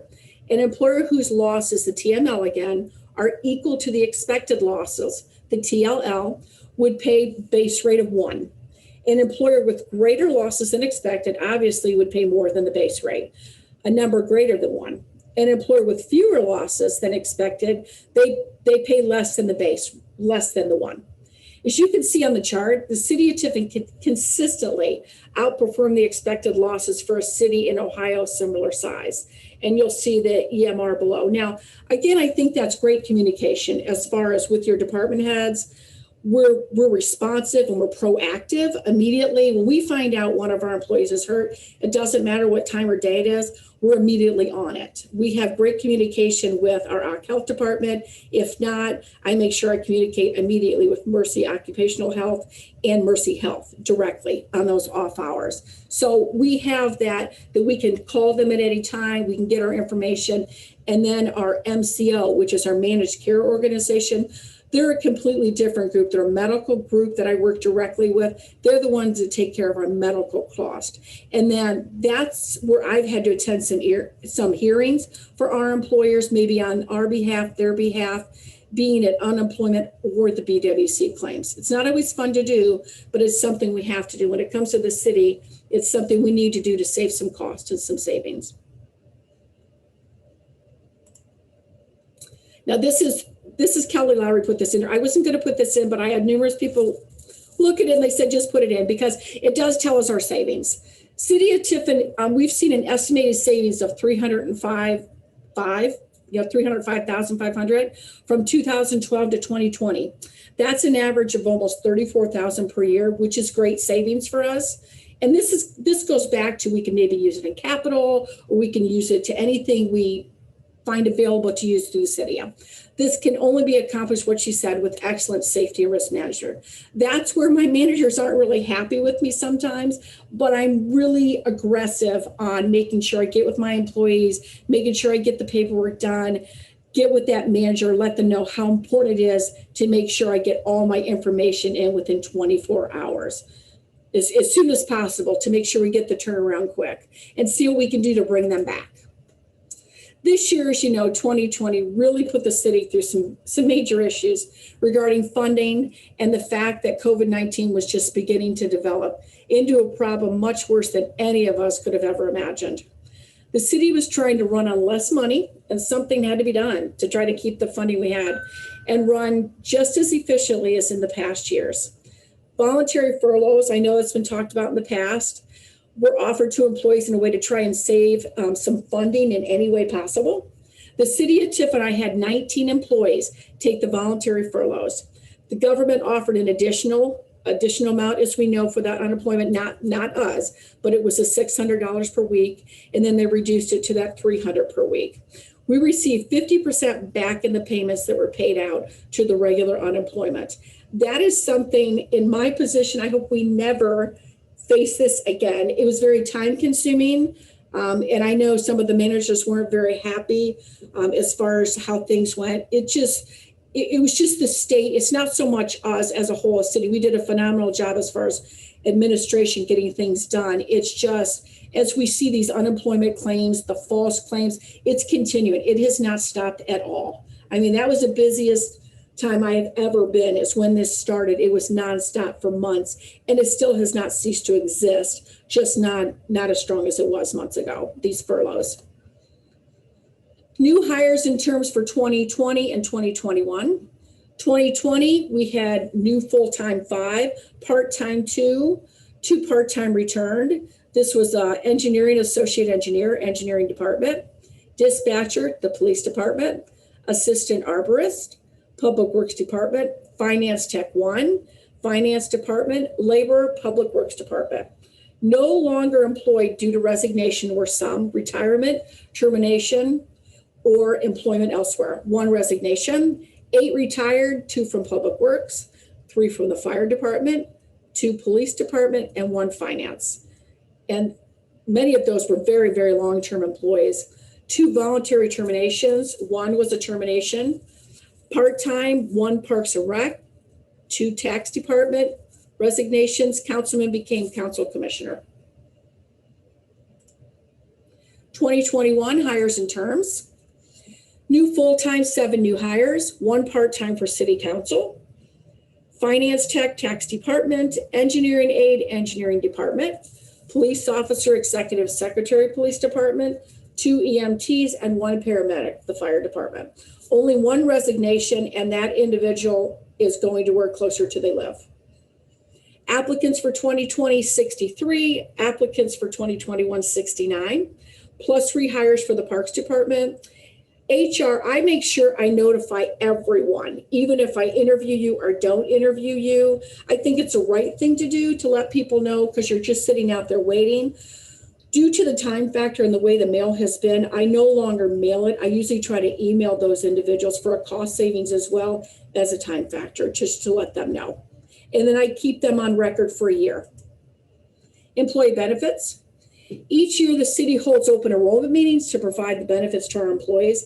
I meet with numerous employees year round. I actually 2 today, as far as changes in their benefits. It could be medical, dental, vision. It's either a lifestyle change or a qualifying event. This gives our employees an opportunity to make the changes, sign up for benefits, ask questions that they may have during those open enrollment periods. That's normally the only time they can make that change. In order to make the change, as I said, it's a qualifying event, marriage, birth, divorce, medical, and then they can do the flex spending, dental, vision, and the life insurance. So all sorts of changes all year long. Family Medical Leave Act. A lot of things I didn't put in my presentation. I hope you understand the position I do. I deal with a lot of things that I obviously could not put in here out of respect. Even the FMLA, I had 6 FMLAs in a week. 2 weeks ago. And today I have 4.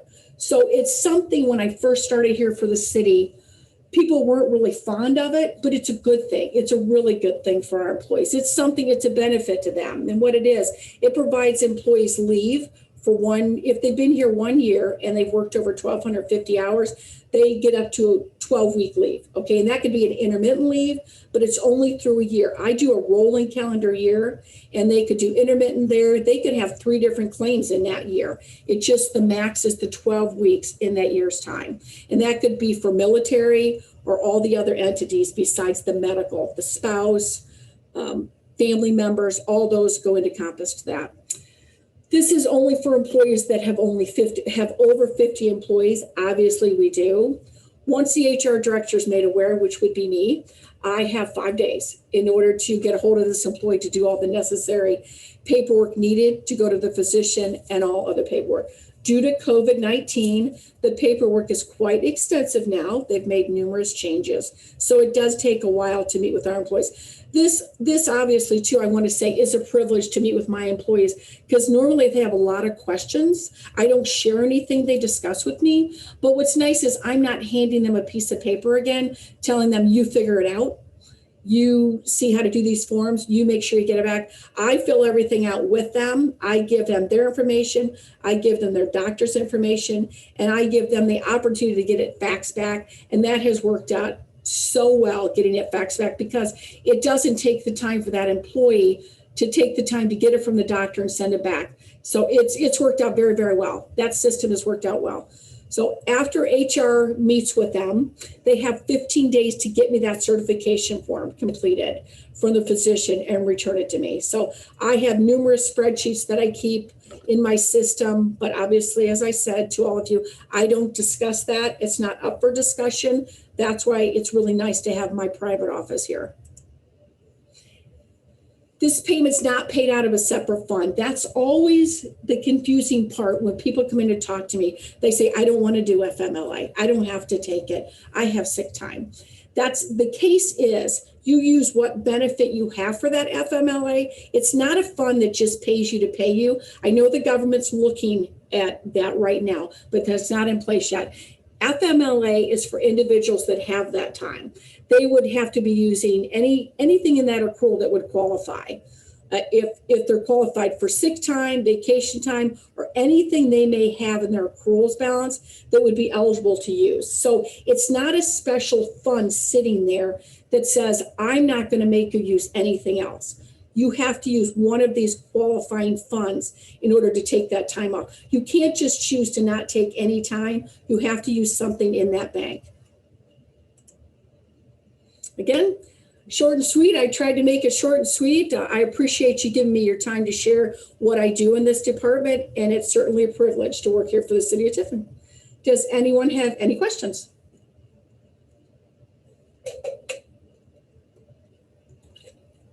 Thank you, Deb. Any questions for our HR director?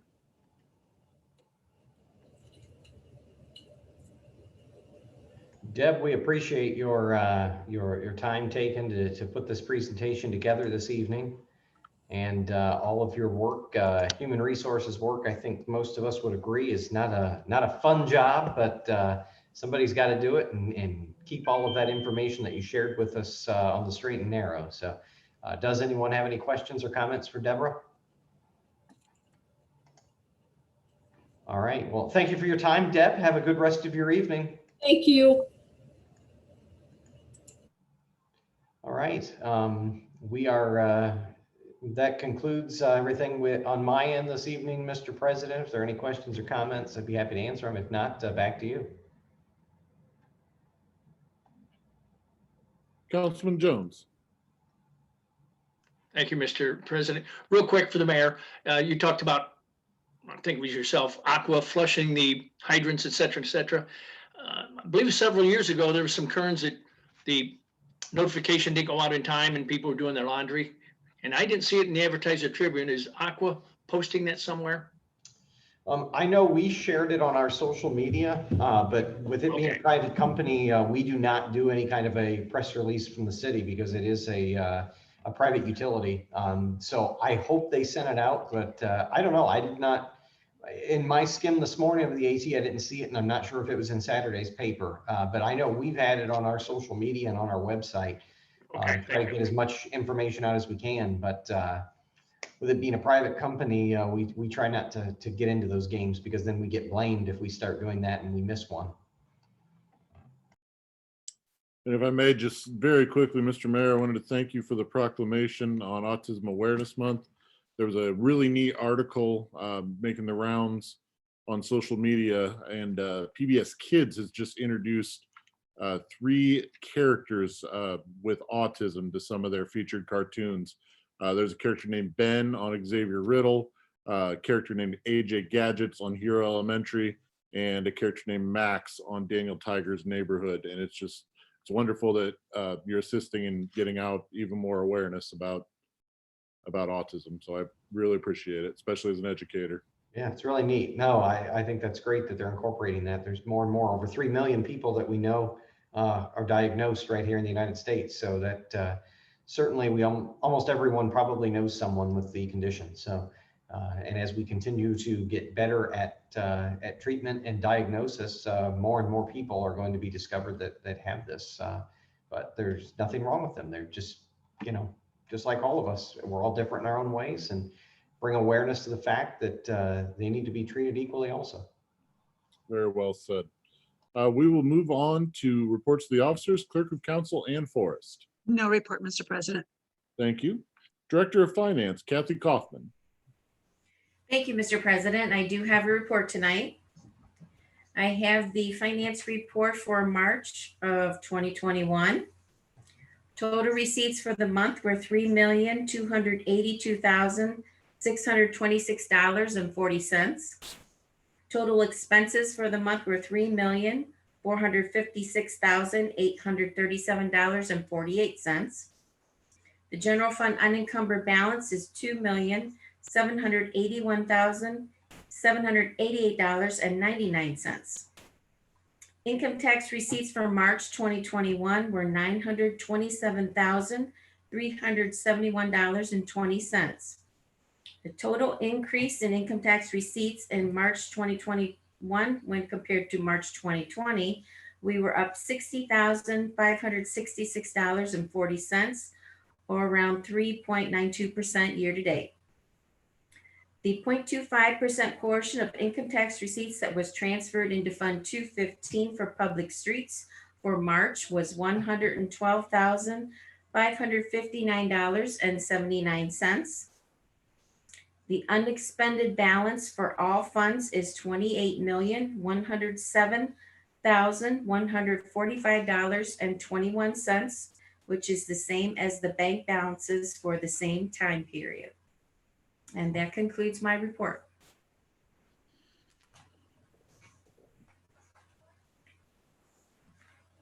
Oh, Ben, you're on mute. I totally am. My apologies. We did receive a copy of Finance Director Kaufman's report on Thursday, April 1st for your perusal. Any questions or discussions? Councilman Jones.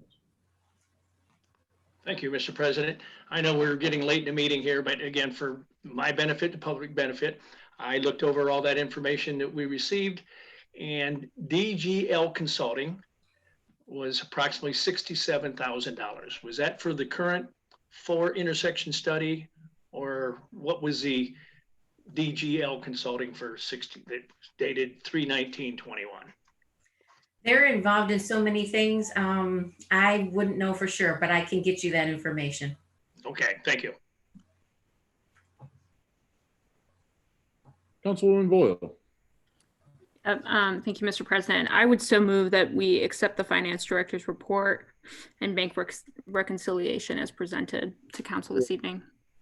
Thank you. We have a motion to accept the finance director's report as presented and bank reconciliation. Do we have a second? Councilman Perry. Yeah, I'll second, Mr. President. Thank you. We have a motion and a second to accept the finance director's report and bank reconciliation as presented. All those in favor, please signify by saying aye. Aye. Aye. Motion carries unanimously. Thank you, Kathy. We'll move on to Director of Law, Brent T. Howard. Thank you, Mr. President. Just a few items. Wanted to report that the Charter Review Commission is continuing with their work. Their next meeting is next Wednesday, the 14th of April at 6 o'clock. It will be held on Zoom. The purpose of that meeting will be to review a final section of the charter before they try to pull things together for a report to council. They will be reviewing Article 10, which deals with the nomination and election of city officials. So you may recall that 10 years ago, the charter was revised by the voters to allow for an open, nonpartisan primary process, nominating process versus a partisan primary. And so I'm sure there'll be some comments about whether that was a good or bad thing. And so that'll be the topic of discussion for next Wednesday.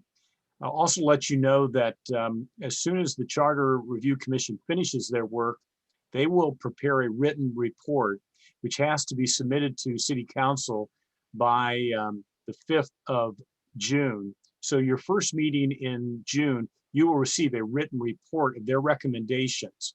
And those recommendations then should be considered by council. And on a 2/3 vote, you may decide to submit all or some of the recommendations to the voters in the fall. You'll pass those by ordinance in separate ordinances based on subject matter of a particular item that will be considered by the voters. So just to keep in mind that there is a process that you will now be engaged in after you receive that written report in June. Next item I have is that on the agenda, you have 3 ordinances that deal with street or alley vacations. Ordinance 21-29, 21-30, and 21-31. Mr. President, you will need to announce and call for a public hearing regarding each of those ordinances. It can be held the same evening, either in 2 weeks or for the first meeting in May. So that's either the 19th of this month or on May 3rd. There has to be a hearing, a public hearing for any comment on those proposed street or alley vacations. Also, wanted to let council know that the exhibits on those ordinances, they will most likely be tweaked a little bit, so you may need to amend the exhibits. And they will just be some small technical items to clarify the parcels that will be affected once the passage of the legislation. The location will not change in any way, but I'm still working with the county auditor's office and the county tax map office to get an acceptable map so that they have all the information to make the changes necessary in the tax duplicate once it is submitted. The alley and street vacation ordinances are submitted to them for recording. So don't be surprised if at the next meeting, I will have some revisions to that. And I'll explain what they are, but they will be very minor. They will not change the location of the streets or alley. And then finally, a procedural matter, ordinances 21-15, 16, and 17 are all on the table right now. They deal with zoning matters. And you'll see in your packet that you have written correspondence from the Planning Commission, their recommendations. And so during motions, it'd be appropriate then to take each of those ordinances off the table this evening, and then they could be read for a second time this evening. Are there any questions for me? Councilman Perry. I know I have introduced 21-16 and 17. Would I have to make a separate motion for both those, or can I put those into one? They are, and you're talking about the motion to remove from the table. Correct. Yes, they should be separate motions. Okay. They're separate ordinances, and so they should be separate motions. All right, thank you. Councilwoman Yanatuno. Thank you, Mr. President. Just a comment, and maybe I'm stepping on Steve's toes here a little bit, but petitions 105 and 106 are causing issues if we delay it too much. And so asking that you expedite the next meeting for that one. It came up at our meeting with the petitioner. Councilman Leopard. That would be a good question for our law director, but I think I don't think we are allowed to. Yeah, that's right. The vacation of streets is a matter under the charter that you cannot suspend a 3 reading rule. So you will have to go through the complete legislative process. Councilwoman Yanatuno. No, I wasn't asking to suspend the 3 reading rule. You were given the option of having it in 2 weeks or in 4 weeks. And I was just suggesting that we not delay it 4 weeks. I would agree. To that end, I would like to announce a public hearing to be held at our next city council meeting, Monday, April 19th to discuss ordinance 21-29, 21-30, and 21-31, all involving petitions for alley vacations. The meeting will be held via Zoom and will begin at 7:01 p.m. Councilman Leopard. That should be alley or street vacations. Alley or street vacations. Thank you. Any other questions for me this evening? Seeing none, thank you, Mr. President. Thank you, Council. Thank you, Law Director. Moving on to written communications. Council Clerk Forrest. Thank you, Mr. President. I have mayor's request for legislation number 21-7 regarding a sanitary sewer easement from Morton Properties for property located along the east side of Lewis Street. Mayor's request for legislation 21-25 will be held on file in the clerk's office as legislation has been prepared for this evening in the form of ordinance 21-25. And we have had a new request from the mayor for legislation number 21-8 today.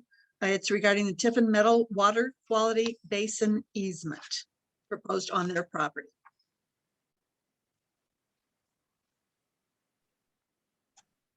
That you should have received in an email this afternoon. Okay. If you'll bear with me, I'm just going to check that very quickly. There it is. Okay.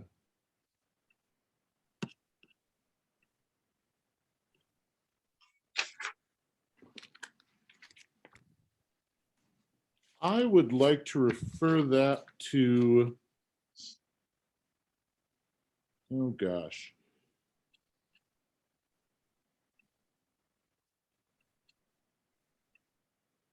I am sorry, Ann, I am not seeing that. You said that was sent in an email earlier? Yes, it was this afternoon. It was, you want me to read it out loud? Would that help? Please. Sure. It says, "Dear council members, city engineer Matt Watson received authorization from Tiffin Metals legal counsel to proceed forward with legislation to accept an easement for the water quality basin being proposed on Tiffin Metals property. The map and legal description are attached to this request." Very good. I would like to refer that to the Street, Sidewalks, and Sewers Committee.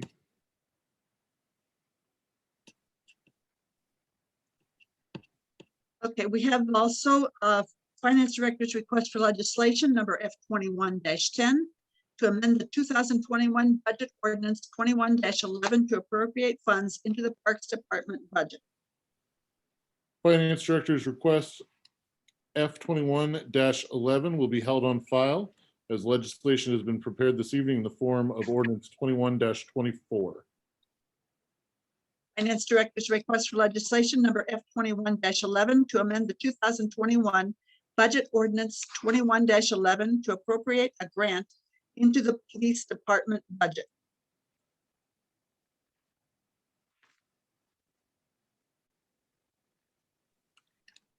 That request will be held on file. That has been prepared as legislation this evening in the form of ordinance 21-24. Finance Director's request for legislation number F21-12 to amend the 2021 budget ordinance 21-11 in order to increase expenses for hazard pay checks for all departments. If I may, Mr. Law Director, I believe that has already been prepared in the form of ordinance 21-22. That is correct. Yeah, in addition to the authorization of all the budgetary items that were included in that letter are included in ordinance 21-22. Wonderful, thank you. As such, Finance Director's request for legislation F21-12 will be held on file in the clerk's office. Finance Director's request for legislation number F21-13 to amend the 2021 budget ordinance 21-11 to appropriate funds into the Parks Department budget. Finance Director's request for legislation F21-13 will be held on file in the clerk's office. Legislation has been prepared in ordinance 21-26. Finance Director's request for legislation number F21-14 to amend the 2021 Budget Ordinance 21-11 to appropriate funds into the City Hall Maintenance Department and Street Maintenance Department budgets. Finance Director's request F21-14 will be held on file as legislation has been prepared this evening in the form of ordinance 21-27. Also received were the Planning Commission's 3 letters recommending City Council proceed with approval of ordinance 21-15, ordinance 21-16, and 21-17. Brent, does that need assigned to a committee or have we already approved those? Those are the Planning Commission. Do not need to be signed to committee. Just council as a whole is receiving them, and then you already have legislations coming off the table in response. Very good. So that will be held on file in the clerk's office. And lastly, we have the 2020 annual report that we received from the Tiffin Municipal Court. That will be held on file in the clerk's office. And that concludes the written communications. Thank you, Council Clerk Forrest. We are now under oral communications. Anyone wishing to dialogue with council and city administration, please use the raise hand feature and you will be acknowledged by the mayor and brought in.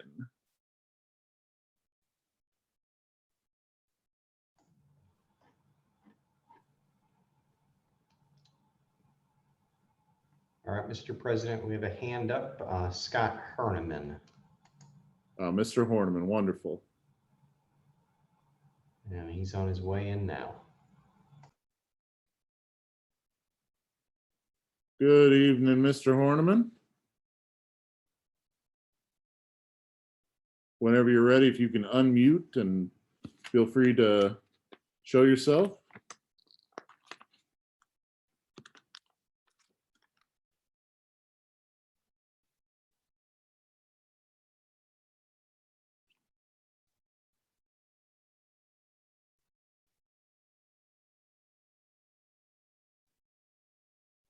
Scott, you are still on mute.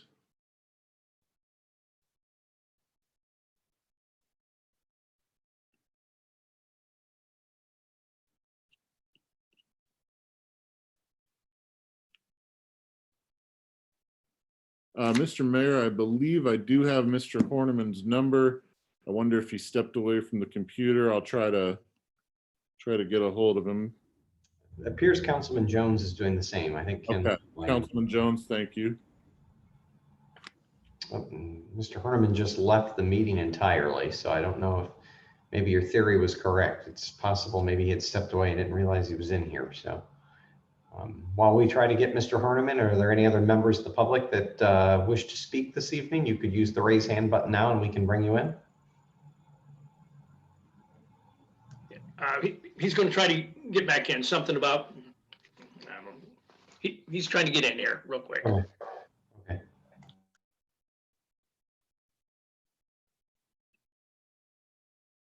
You may recognize Mr. Horniman's last name. Yes, it is that Horniman. That is his grandfather, if I'm not mistaken. The Fox was his nickname. His winning percentage, I believe, was something, I believe he was 48-12 for a total record.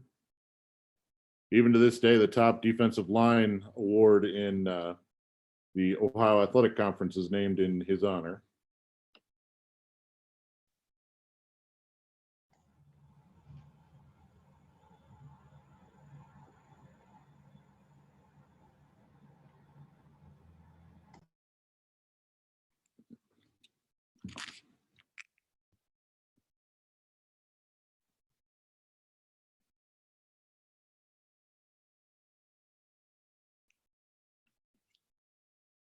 Okay.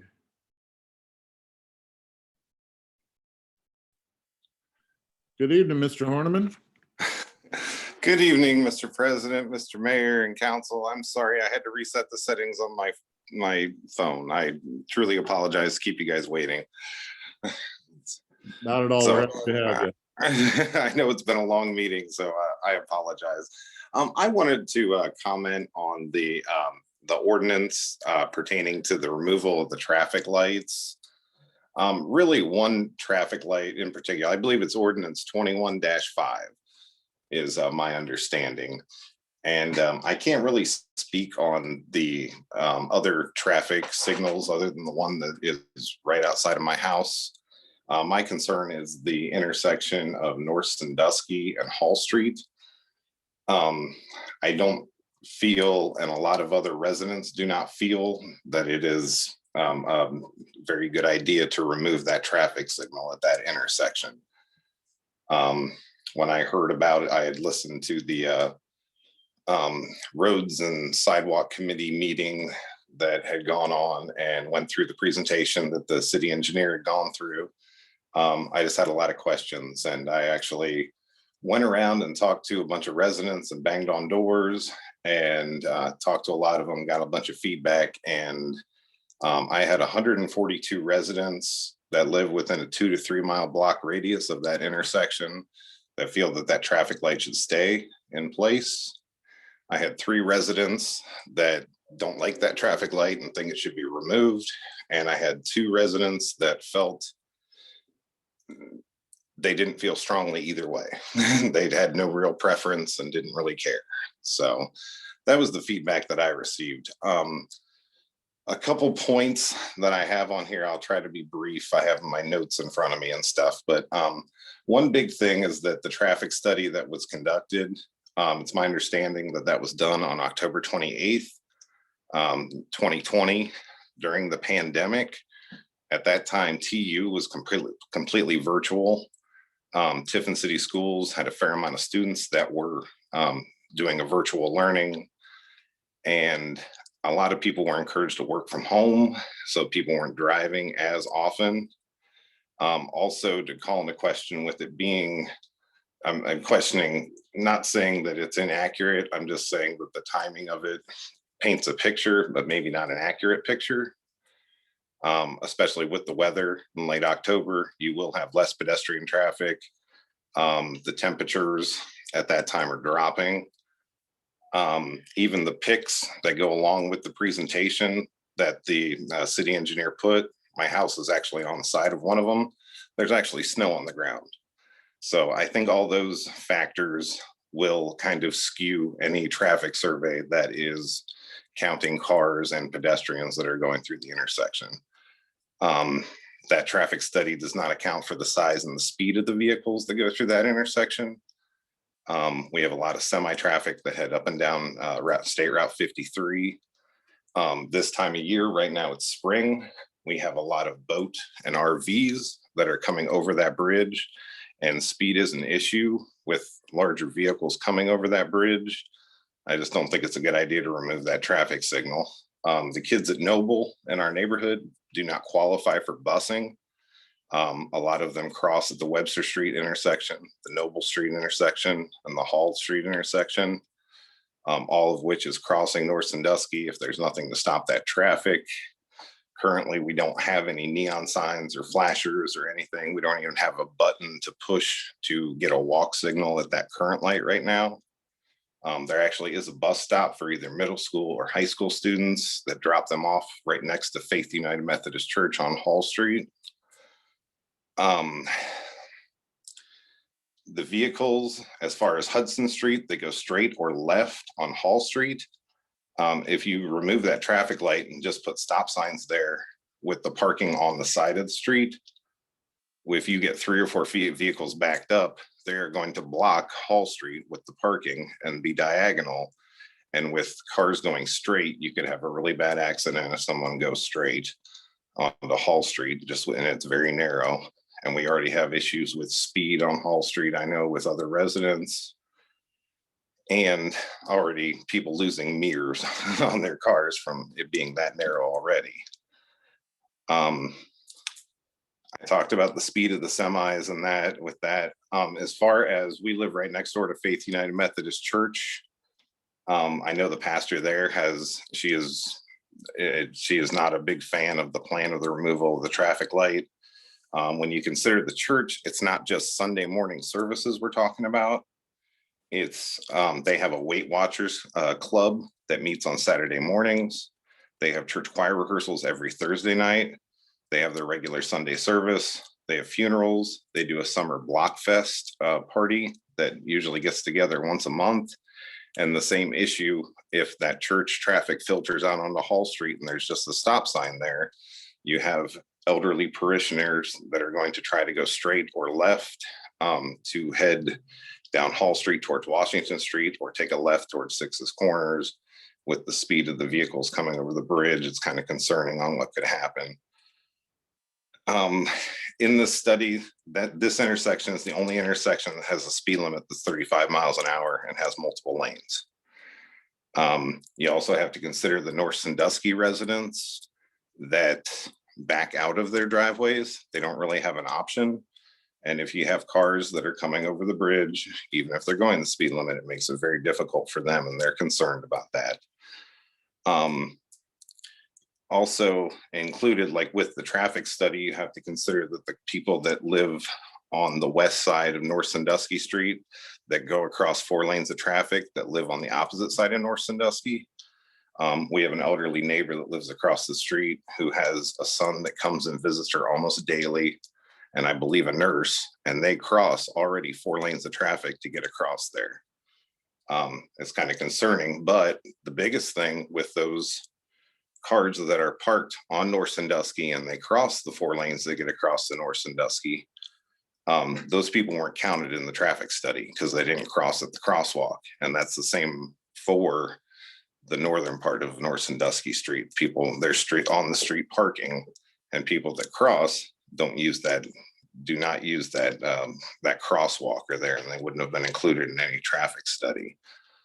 And also, just based on the temperatures, I see people using that crosswalk quite a bit now here with the warmer weather that's come across here. Another point that I do have, there are a lot of cities that are doing these traffic studies and are removing traffic signals. One I would point you toward is Warren, Ohio, that took out a bunch of traffic signals. And it's my understanding that they're actually putting some traffic signals back up. Also, in like a committee meeting or in city council, I know that we got, the approval of the traffic study was approved by the fire and the police department. I think it would be nice to have at least a representative from one of those departments actually answering questions during like a city council or committee meeting to get their feedback. That would be very helpful. Just going around and doing my little petition and knocking on doors. Our neighborhood there are some really, really good people, and they were concerned and they really appreciate it. And I got a lot of thank yous for at least taking an interest, and they really wanted to have their voices heard. So sorry for being long, but I just wanted to pass along their feedback. So thank you very much. Thank you, Mr. Horniman, and absolutely nothing to be sorry for. I think it's phenomenal you took the initiative and gathered some feedback, and appreciate you dialoguing with us this evening. Does anybody have any questions for Mr. Horniman? Mr. Mayor. Yeah, it's not really a question. I just wanted to also thank Scott. I know he's got Heidelberg connections, and being a Heidelberg grad, it's great to have somebody of his lineage in the community. So thank you, Scott, for going around and talking to your neighbors and bringing all of these concerns to our attention. And we'll obviously discuss them. And we've got a few more meetings, so there's plenty of time left for you and others to come to City Council and express your opinions. Excellent. I really appreciate it. And I tried to, when I sent out emails to the other council members and when I wrote you a letter, I really wanted to express that we appreciate all the great work you guys have been doing, and, the leadership in the city and the mayor's office on city council even the departments everywhere was a big deciding factor on us deciding to move back to Tiffin, because it was just one of those where we realized that the city was in very good hands, and that's a place where we want to come and raise our family. So thank you. Thank you. We're happy to have you back, Scott, you and your entire family.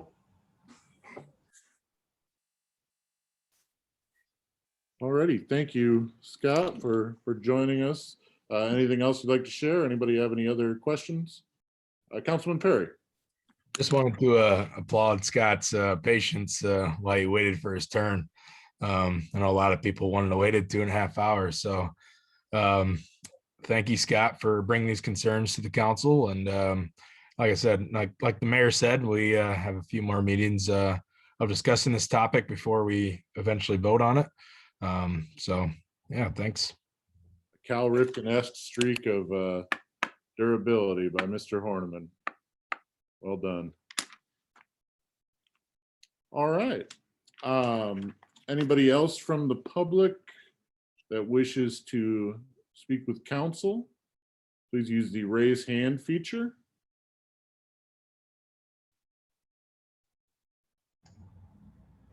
I do not see any more hands, Mr. President, so I think you're in the clear. Very good.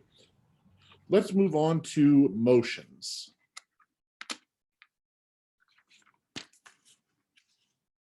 Are there any motions?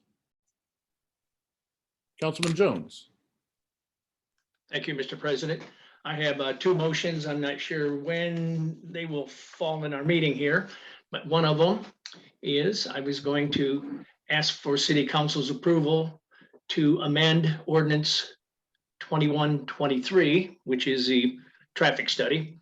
And I was going to request that we break these 4 traffic studies into 4 individual ordinances or 3 individual ordinances by wards. I believe 2 of them are in one ward and one's in the other 2. So if we can break this into 3 ordinances or 4, I would entertain that motion. Very good. We have a motion on the table to separate ordinance 21-23 into 3 separate ordinances. Do we have a second? Councilman Perry.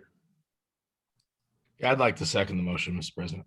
Okay, we have a motion and a second to break ordinance 21-23 into 3 separate ordinances. Council Clerk Forrest, can we take a vote on the motion? Can we discuss it? Oh, yeah, a discussion? Councilman Perry. Yeah, I like splitting these up because I think some of the intersections are kind of no-brainers. When I looked at it, Coe and Jefferson can be controlled by a stop sign very easily, as well as Main and Circular. The 2 that do concern me are Hall and Sandusky and Melmore and Circular. And I would hate for this ordinance to go down because of one intersection. So I think splitting them up makes more sense. That way, if a couple of the intersections make sense and a couple don't, that way we can not vote them all down. Very well said. Any additional comments? Councilman Leopard.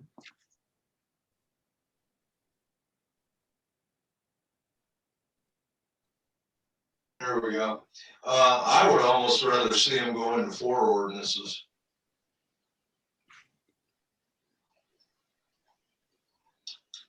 Would anyone like to make a motion for that? Councilman Perkins, or Yeah, I would like to make a motion to break that into 4 separate ordinances, which it wouldn't be based upon wards, just individuals. although Law Director Howard, we did have a motion on the table from Councilman Jones that we probably need to act on first. Right. You could either act on that or you could amend the motion. You do it either way to get to the point where you're voting on the issue of should there be 4 or 3. However you want to do it to make it clear to council and to the public. Very good. Councilman Jones. You are You put muted. yourself on mute. I stand corrected. Thank you, Mr. President. I'll be glad to withdraw my motion at this time. All right, Councilman Perkins. Yes. Would you mind making the motion again? Yeah. I'd like to make a motion to, would I be amending? No, No. just to break it into 4 separate ordinances. Okay. 21 dash, what are we on, 16, 15, 16, 17? 21-23. 23, I'm sorry, wrong one. Yeah, into 4 separate ordinances. Very good. We have a motion on the table to split ordinance 21-23 into 4 separate ordinances for each intersection. Do we have a second? Councilman Leopard. I'll second the motion, Mr. President. We have a motion and a second to split ordinance 21-23 into 4 separate ordinances. Council Clerk Forrest, could we take Law Director Howard? Yeah, just for a clarification, it's presented tonight as one ordinance. I'm trying to think what's the best way. I don't know that time is of the essence on this. What may I suggest is that if your motion would allow Mr. Perkins and second by Mr. Leopard, that the motion would be to divide this into 4 and that have them presented for first introduction and first reading at the next council meeting, so that they're started as separate ordinances, and so they're not officially introduced this evening. Does that make sense? So that you got a clear record of what is being presented, and it'll delay the ultimate vote by a meeting. But again, I don't believe that there is time is of the essence necessarily. Okay. Should we make an amendment to the motion then in that regard? Well, I think in order to make it clear, I think if Mr. Perkins would allow for that to be included as part of his motion, and it's seconded by Mr. Leopard, then you can maybe continue with the discussion and then eventually vote on that as part of the motion. Gentlemen, does that sound reasonable? Yes, of course. Yeah. Yeah. Yes. Yes. Very good. Thank you, Law Director. Any other discussion? Seeing none, could we please take a vote on the motion? Councilman Jones, Yes. Leopard, Yes. Perkins, Yes. Perry, Yes. Boyle, Yes. Gillig, Yes. Yanatuno. Yes. The motion passes by a vote of 7-0, and the 4 pieces of legislation will be introduced at the next council meeting on April 15th. Ann. Mr. President, and this is for the law directors, a point of order. And do I proceed with reading ordinance 21-23, or is that No, considered removed? that will just not be introduced. Okay. Mr. Leopard, who signed it, can just consider that withdrawn. I think that's what Steve's Okay. agreeing Yes. at this late hour. Thanks. Councilman Jones. Thank you. Thank you, Mr. President. If we're still under motions, I have a second motion to share with the group. Well, If that's okay. I was going to ask City Council's pleasure to amend ordinance number 21-22 to change the pay rate from $2,000 and $1,250 to $1,625 for all city employees, with half of that being okayed for the part-time employees. That would be my motion. we have a motion on the table to amend ordinance 21-22 with the figures discussed by Councilman Jones. Do we have a second?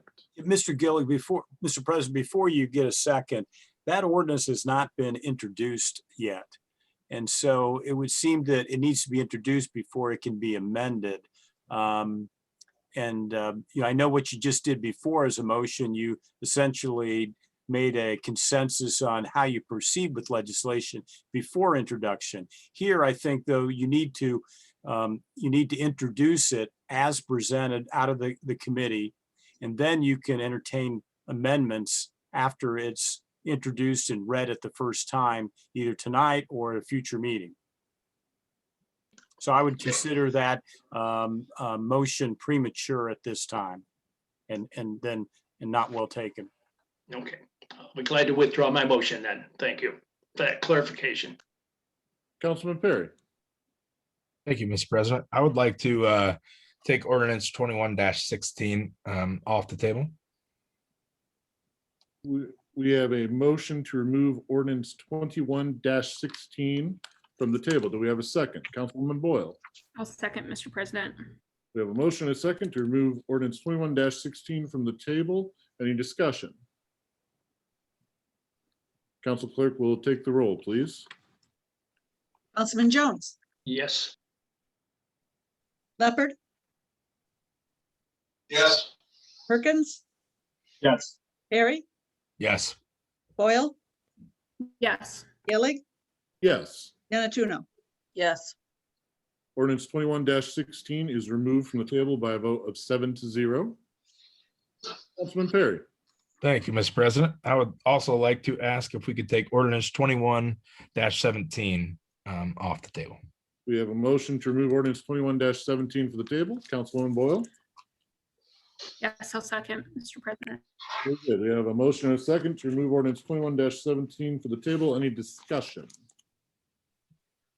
Seeing none, Council Clerk will take the roll, please. Councilman Jones, Yes. Leopard, Yes. Perkins, Yes. Perry, Yes. Boyle, Yes.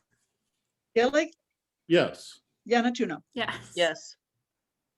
Ordinance 21-17 is removed from the table by a vote of 7-0. Councilwoman Yanatuno. Thank you, Mr. President. I would like to ask for ordinance 21-15 to also be removed from the table this evening.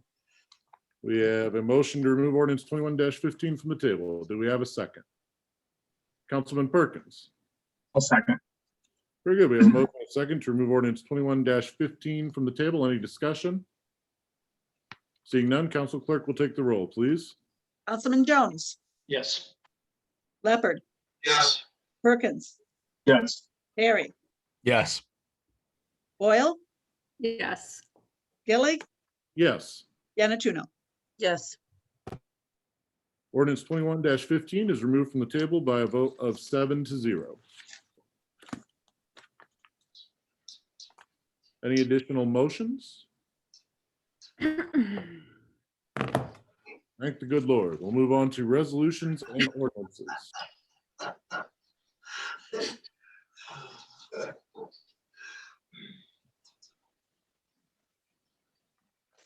Okay, thank you. Resolution number 21-8, introduced by Don Yanatuno. Resolution accepting the recommendation of the Tax Incentive Review Council to continue certain tax incentive agreements with local businesses and property owners and declaring an emergency. That is the first reading of resolution 21-8. Ordinance 21-15, introduced by Don Yanatuno. Ordinance amending the zoning map of the city of Tiffin to change the zoning classification of 5 parcels of land on South Sandusky Street owned by Our Investments LLC in the 3rd Ward of the city of Tiffin, Ohio. That is the second reading of ordinance 21-15. Ordinance number 21-16, introduced by Daniel Ferry. Ordinance amending the zoning map of the city of Tiffin to change the zoning classification of 2 tax parcels of land on St. Francis Avenue owned by Sisters of St. Francis of Tiffin, Ohio, in the 4th Ward of the city of Tiffin, Ohio. That is the second reading of ordinance 21-16. Ordinance number 21-17, introduced by Daniel Ferry. Ordinance zoning approximately 214.031 acres of land owned by Sisters of St. Francis of Tiffin, Ohio, in the 4th Ward of the city as Zone R4A Multiple Family Residential Agricultural District, compatible with adjacent land use and meeting requirements of Tiffin City Charter and the codified ordinances. That is the second reading of ordinance 21-17. Ordinance number 21-20, introduced by Ken Jones. Ordinance authorizing participation in the ODOT road salt contracts awarded in 2021, or the city administrator to competitively bid for the purchase of road salt and declaring an emergency.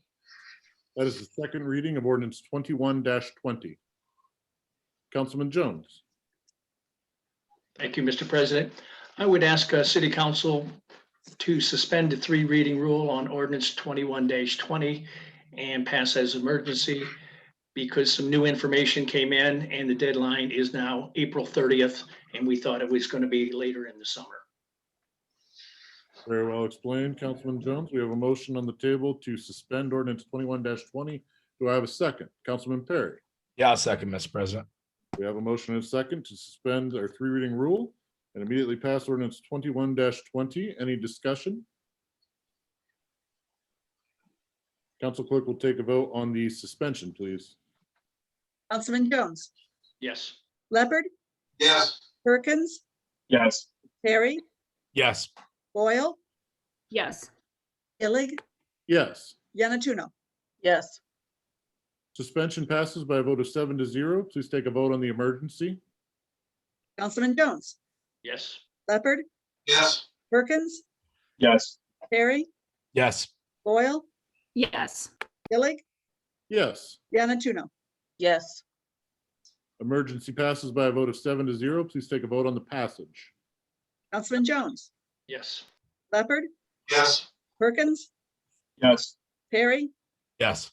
Boyle, Yes. Illig, Yes. Yanatuno. Yes.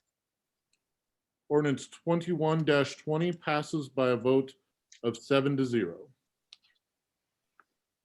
Ordinance number 21-21, introduced by Ben Gillig. Ordinance amending 2021 budget ordinance number 21-11 to appropriate $1,500 into the Parks Department budget for refunding Tiffin City Pool memberships. This is the first reading of ordinance 21-21. Councilwoman Boyle. Yes, thank you. I'd like to ask for suspension of council's 3 reading rule for ordinance 21-21. We have a motion to suspend council's 3 reading rule for ordinance 21-21. And do we have a second? Councilwoman Yanatuno. A second, Mr. President. We have a motion and a second to suspend ordinance 21-21. Any discussion? I believe the mayor outlined the reasons for this very well during committee of the whole. This is returning refunding pool memberships, and so we'll be free this summer. Any other discussion? Very good. Can we take a vote on the suspension, please? Councilman Jones, Yes. Leopard, Yes. Perkins, Yeah. Perry, Yes. Boyle, Yes. Illig, Yes. Yanatuno. Yes. Suspension passes by a vote of 7-0. Could we take a vote on the passage, please? Councilman Jones, Yes. Leopard, Yes. Perkins, Yes. Perry, Yes. Boyle, Yes. Illig, Yes. Yanatuno. Yes. Ordinance 21-21 passes by a vote of 7-0. Ordinance number 21-22, introduced by Danny Terry. Ordinance approving hazard pay related to the COVID-19 pandemic for city employees, amending the 2021 budget to appropriate funds for the cost of the hazard pay and declaring an emergency. That is the first reading of ordinance 21-22. Ordinance number 21-24, introduced by Ben Gillig. Ordinance amending the 2021 budget ordinance number 2111 to appropriate a grant from the Ohio Attorney General's office into the police department budget in the amount of $1,800 for the Tiffin City School Resource Officer. That is the first reading of ordinance 21-24. Councilwoman Boyle. Yes, thank you. I'd like to ask for suspension of council's 3 reading rule for ordinance 21-24. We We have a motion to suspend our three reading rule, ordinance 21-24. Do I have a second? Councilman Perry. Yeah, I'll second, Mr. President. We have a motion and a second to suspend our three reading rule for ordinance 21-24. Any discussion? Councilwoman Boyle. Yeah, just to explain it for the public's benefit, it's my understanding that the reason for the suspension is so we can get the funds for this grant appropriated into the police department budget. Very well said. Any additional comments? Can we take a vote on the suspension, please? Councilman Jones, Yes. Leopard, Yes. Perkins, Yes. Perry, Yes. Boyle, Yes. Gillig, Yes. and Yanatuno. Yes. Suspension passes by a vote of 7-0. Can we take a vote on the passage? Councilman Jones, Yes. Leopard, Yes. Perkins, Yes. Perry, Yes. Boyle, Yes. Gillig, Yes. and Yanatuno. Yes. Ordinance 21-24 is approved by a vote of 7-0. Ordinance number 21-25, introduced by Steve Leopard. Ordinance authorizing the mayor to accept an easement for sanitary sewer purposes from Morton Properties LLC on 6 parcels of land on Lewis and Greeley Streets and declaring an emergency. That is the first reading of ordinance 21-25. Councilman Leopard. Thank you, Mr. President. I would ask for suspension of City Council's three reading rule and passage of ordinance number 21-25. We have a motion for suspension of council's three reading rule. Do we have a second? Councilman Perkins. Yeah, I'd like to second. We have a motion and a second to suspend our three reading rule for ordinance 21-25. Any discussion? Councilman Leopard. Thank you, Mr. President. The sanitary sewer lines needed to be extended for these properties on for the 6 parcels. The sewer needed to be constructed to city specification, and the city actually needs to have access for repair or replacement of the sanitary sewer line. Very good. Thank you, Councilman Leopard. Any additional questions or discussion? Can we take a vote on the suspension, please? Councilman Jones, Yes. Leopard, Yes. Perkins, Yes. Perry, Yes. and Boyle, Yes. Gillig, Yes. and Yanatuno. Yes. Suspension passes by a vote of 7-0. Can we take a vote on the emergency, please? Councilman Jones, Yes. Leopard, Yes. Perkins, Yes. Perry, Yes. Boyle, Yes. Gillig, Yes. Yanatuno. Yes. Emergency passes by a vote of 7-0. Take a vote on the passage, please. Councilman Jones, Yes. Leopard, Yes. Perkins, Yes. Perry, Yes. Boyle, Yes. Gillig, Yes. and Yanatuno. Yes. Ordinance 21-25 passes by a vote of 7-0. Ordinance number 21-26, introduced by Ben Gillig, ordinance amending 2021 budget ordinance number 21-11 to appropriate $6,936.50 into Park Department budget for a grant and reimbursement received. That is the first reading of ordinance 21-26. Councilwoman Yanatuno. Thank you, Mr. President. I would like to ask for suspension of council's 3 reading rule and ask for immediate passage of ordinance 21-26. We have a motion for suspension of our three reading rule. Do we have a second? Councilman Jones. I'll second that, Mr. President. Thank you. We have a motion and a second. Any discussion? Councilwoman Yanatuno. It's just procedure to get the grant monies into the hands so we can use them sooner. Very well said. Any additional questions?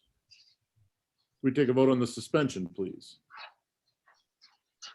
Councilman Jones, Yes. Leopard, Yes. Perkins, Yes. Perry, Yes. Boyle, Yes.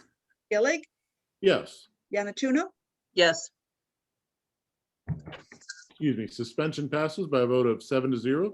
Take a vote on the passage, please. Councilman Jones, Yes.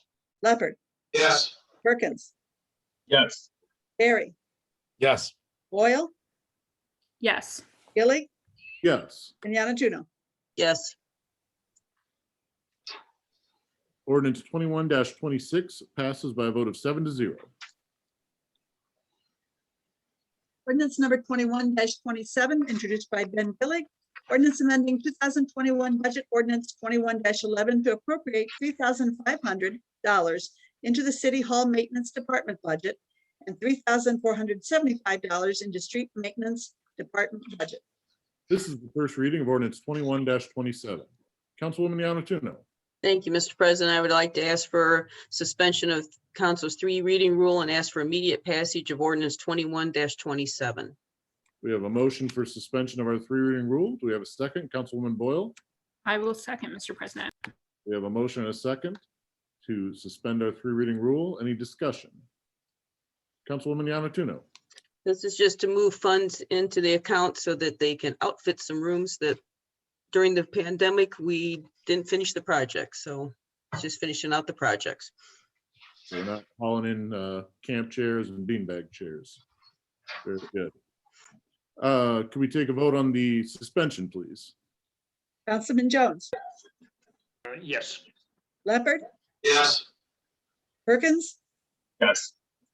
Perry, Yes. Boyle, Yes. Gillig, Yes. and Yanatuno. Yes, Suspension passes by a vote of 7-0. Take a vote on the passage, please. Councilman Jones, Yes. Leopard, Yes. Perkins, Yes. Perry, Yes. Boyle, Yes. Gillig, Yes. and Yanatuno.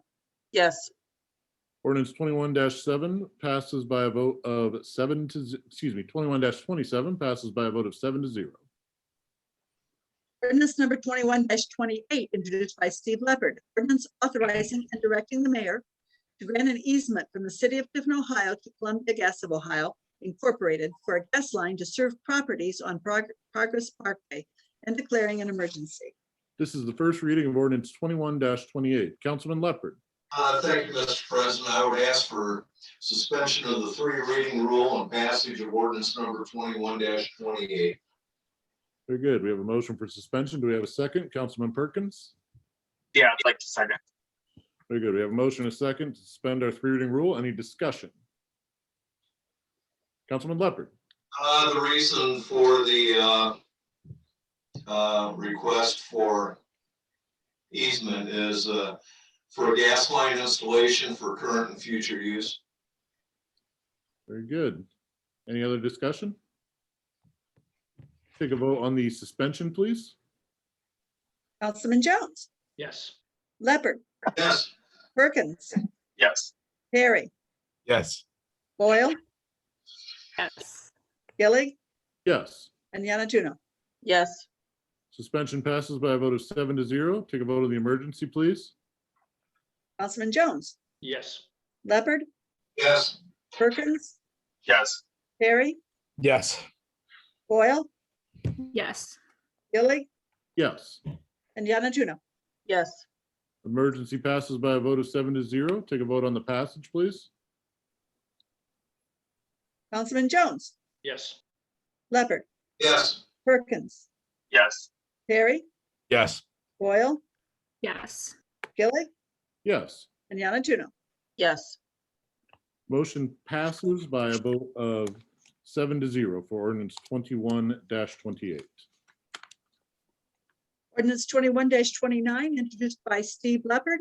Ordinance responding to petition number 104, vacating the alley between Wall Street and Shawn Avenue, running north from Second Avenue in the Second Ward of the city of Tiffin, Ohio.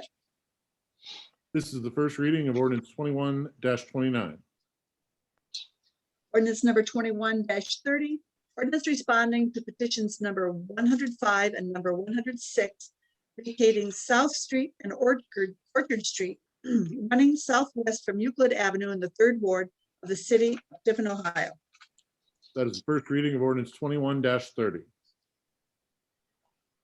Ordinance number 21-31, introduced by Steve Leopard, ordinance responding to petition number 107, vacating North Street, running southwest from Elwood Street between East Davis Street and Douglas Street in the 2nd Ward of the city of Tiffin, Ohio.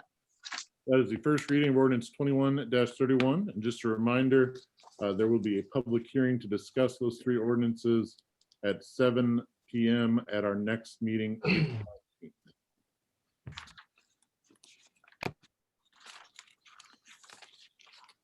That concludes the written, I'm sorry, that concludes the ordinances, Mr. President. Very good. Does anyone have anything for the good of the order? Councilman Leopard.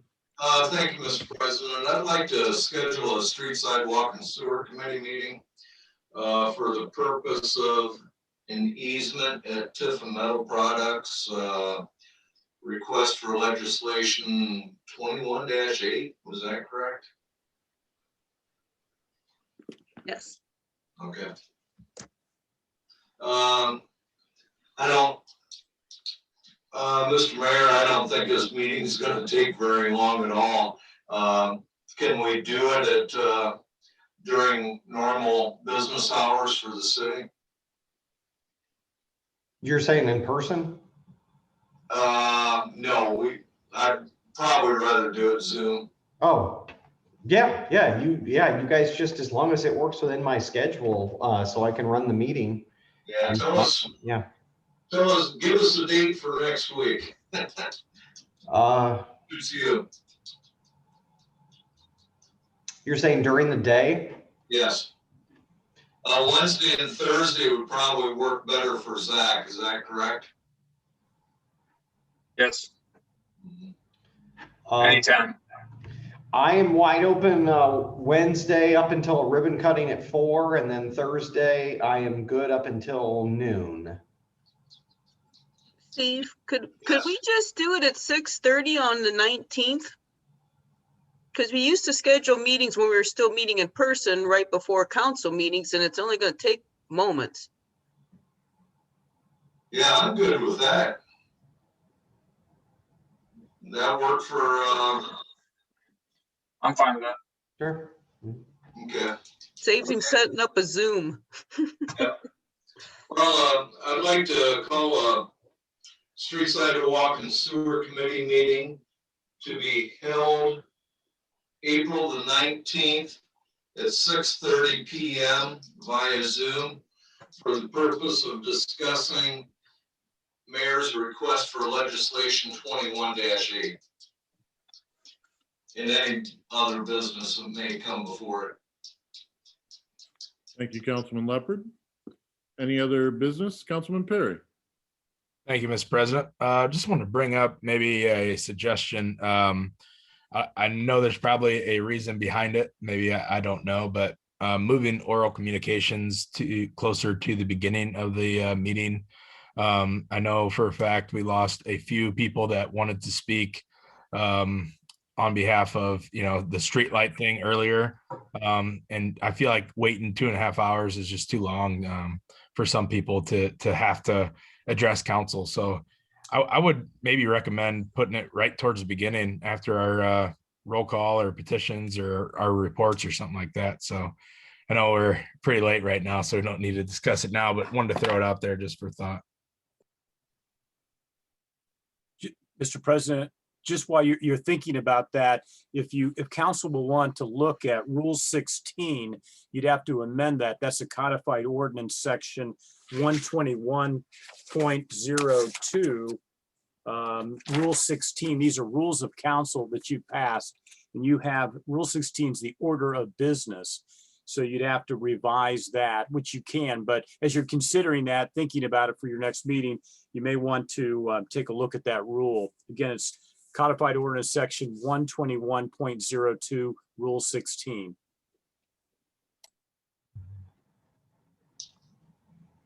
Mr. Mayor. Yeah, I think it's best that we obviously wait until the council president votes back to discuss all this. But I mean, this rule's been in place for decades upon decades, and I think there's a lot of good reasons for it too. It's so that the public could not also show up to a meeting and also kind of filibuster us to keep us from doing our business, which is actually what we really are here to do.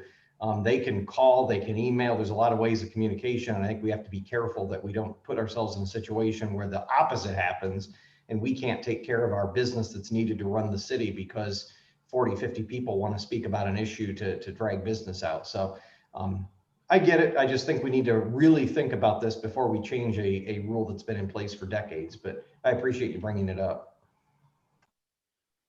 That's certainly worth the thought, Councilman Perry. Councilman Jones, very quickly. I just leaning towards Councilman Perry's idea, because back on the Dora situation, and someone in his fourth ward stayed till, I don't know, 9:30, 10. So it's worth discussing. Very good. Any other business for the good of the order? You should know that my wife texted me in the middle of the meeting, and she and the boys managed to lock themselves in the bathroom. So I was like, I can't help you, honey. I'm at City Hall. Councilman Leopard. I was kind of disappointed you didn't have the basketball game on. So we could all watch. My apologies. My apologies. Councilman Jones. Any retired council people want to bring coffee over to North Sandusky Street at 9 o'clock tomorrow, that'd be appreciated. Councilwoman Yanatuno. I just want to point out, I'm glad we changed the meetings to start at 7 o'clock. Yes, indeed. Well, I'd like to thank you all for your patience tonight. Democracy in action is a beautiful and wonderful thing. I know it took a while. I know that myself, Danny, and Mayor Mons were all clean shaven at the start of this. But I'd like to thank you all and wish you a wonderful week, and everybody go home, go to bed. This meeting is adjourned at 10:15 p.m. Good night. Gonzaga's behind.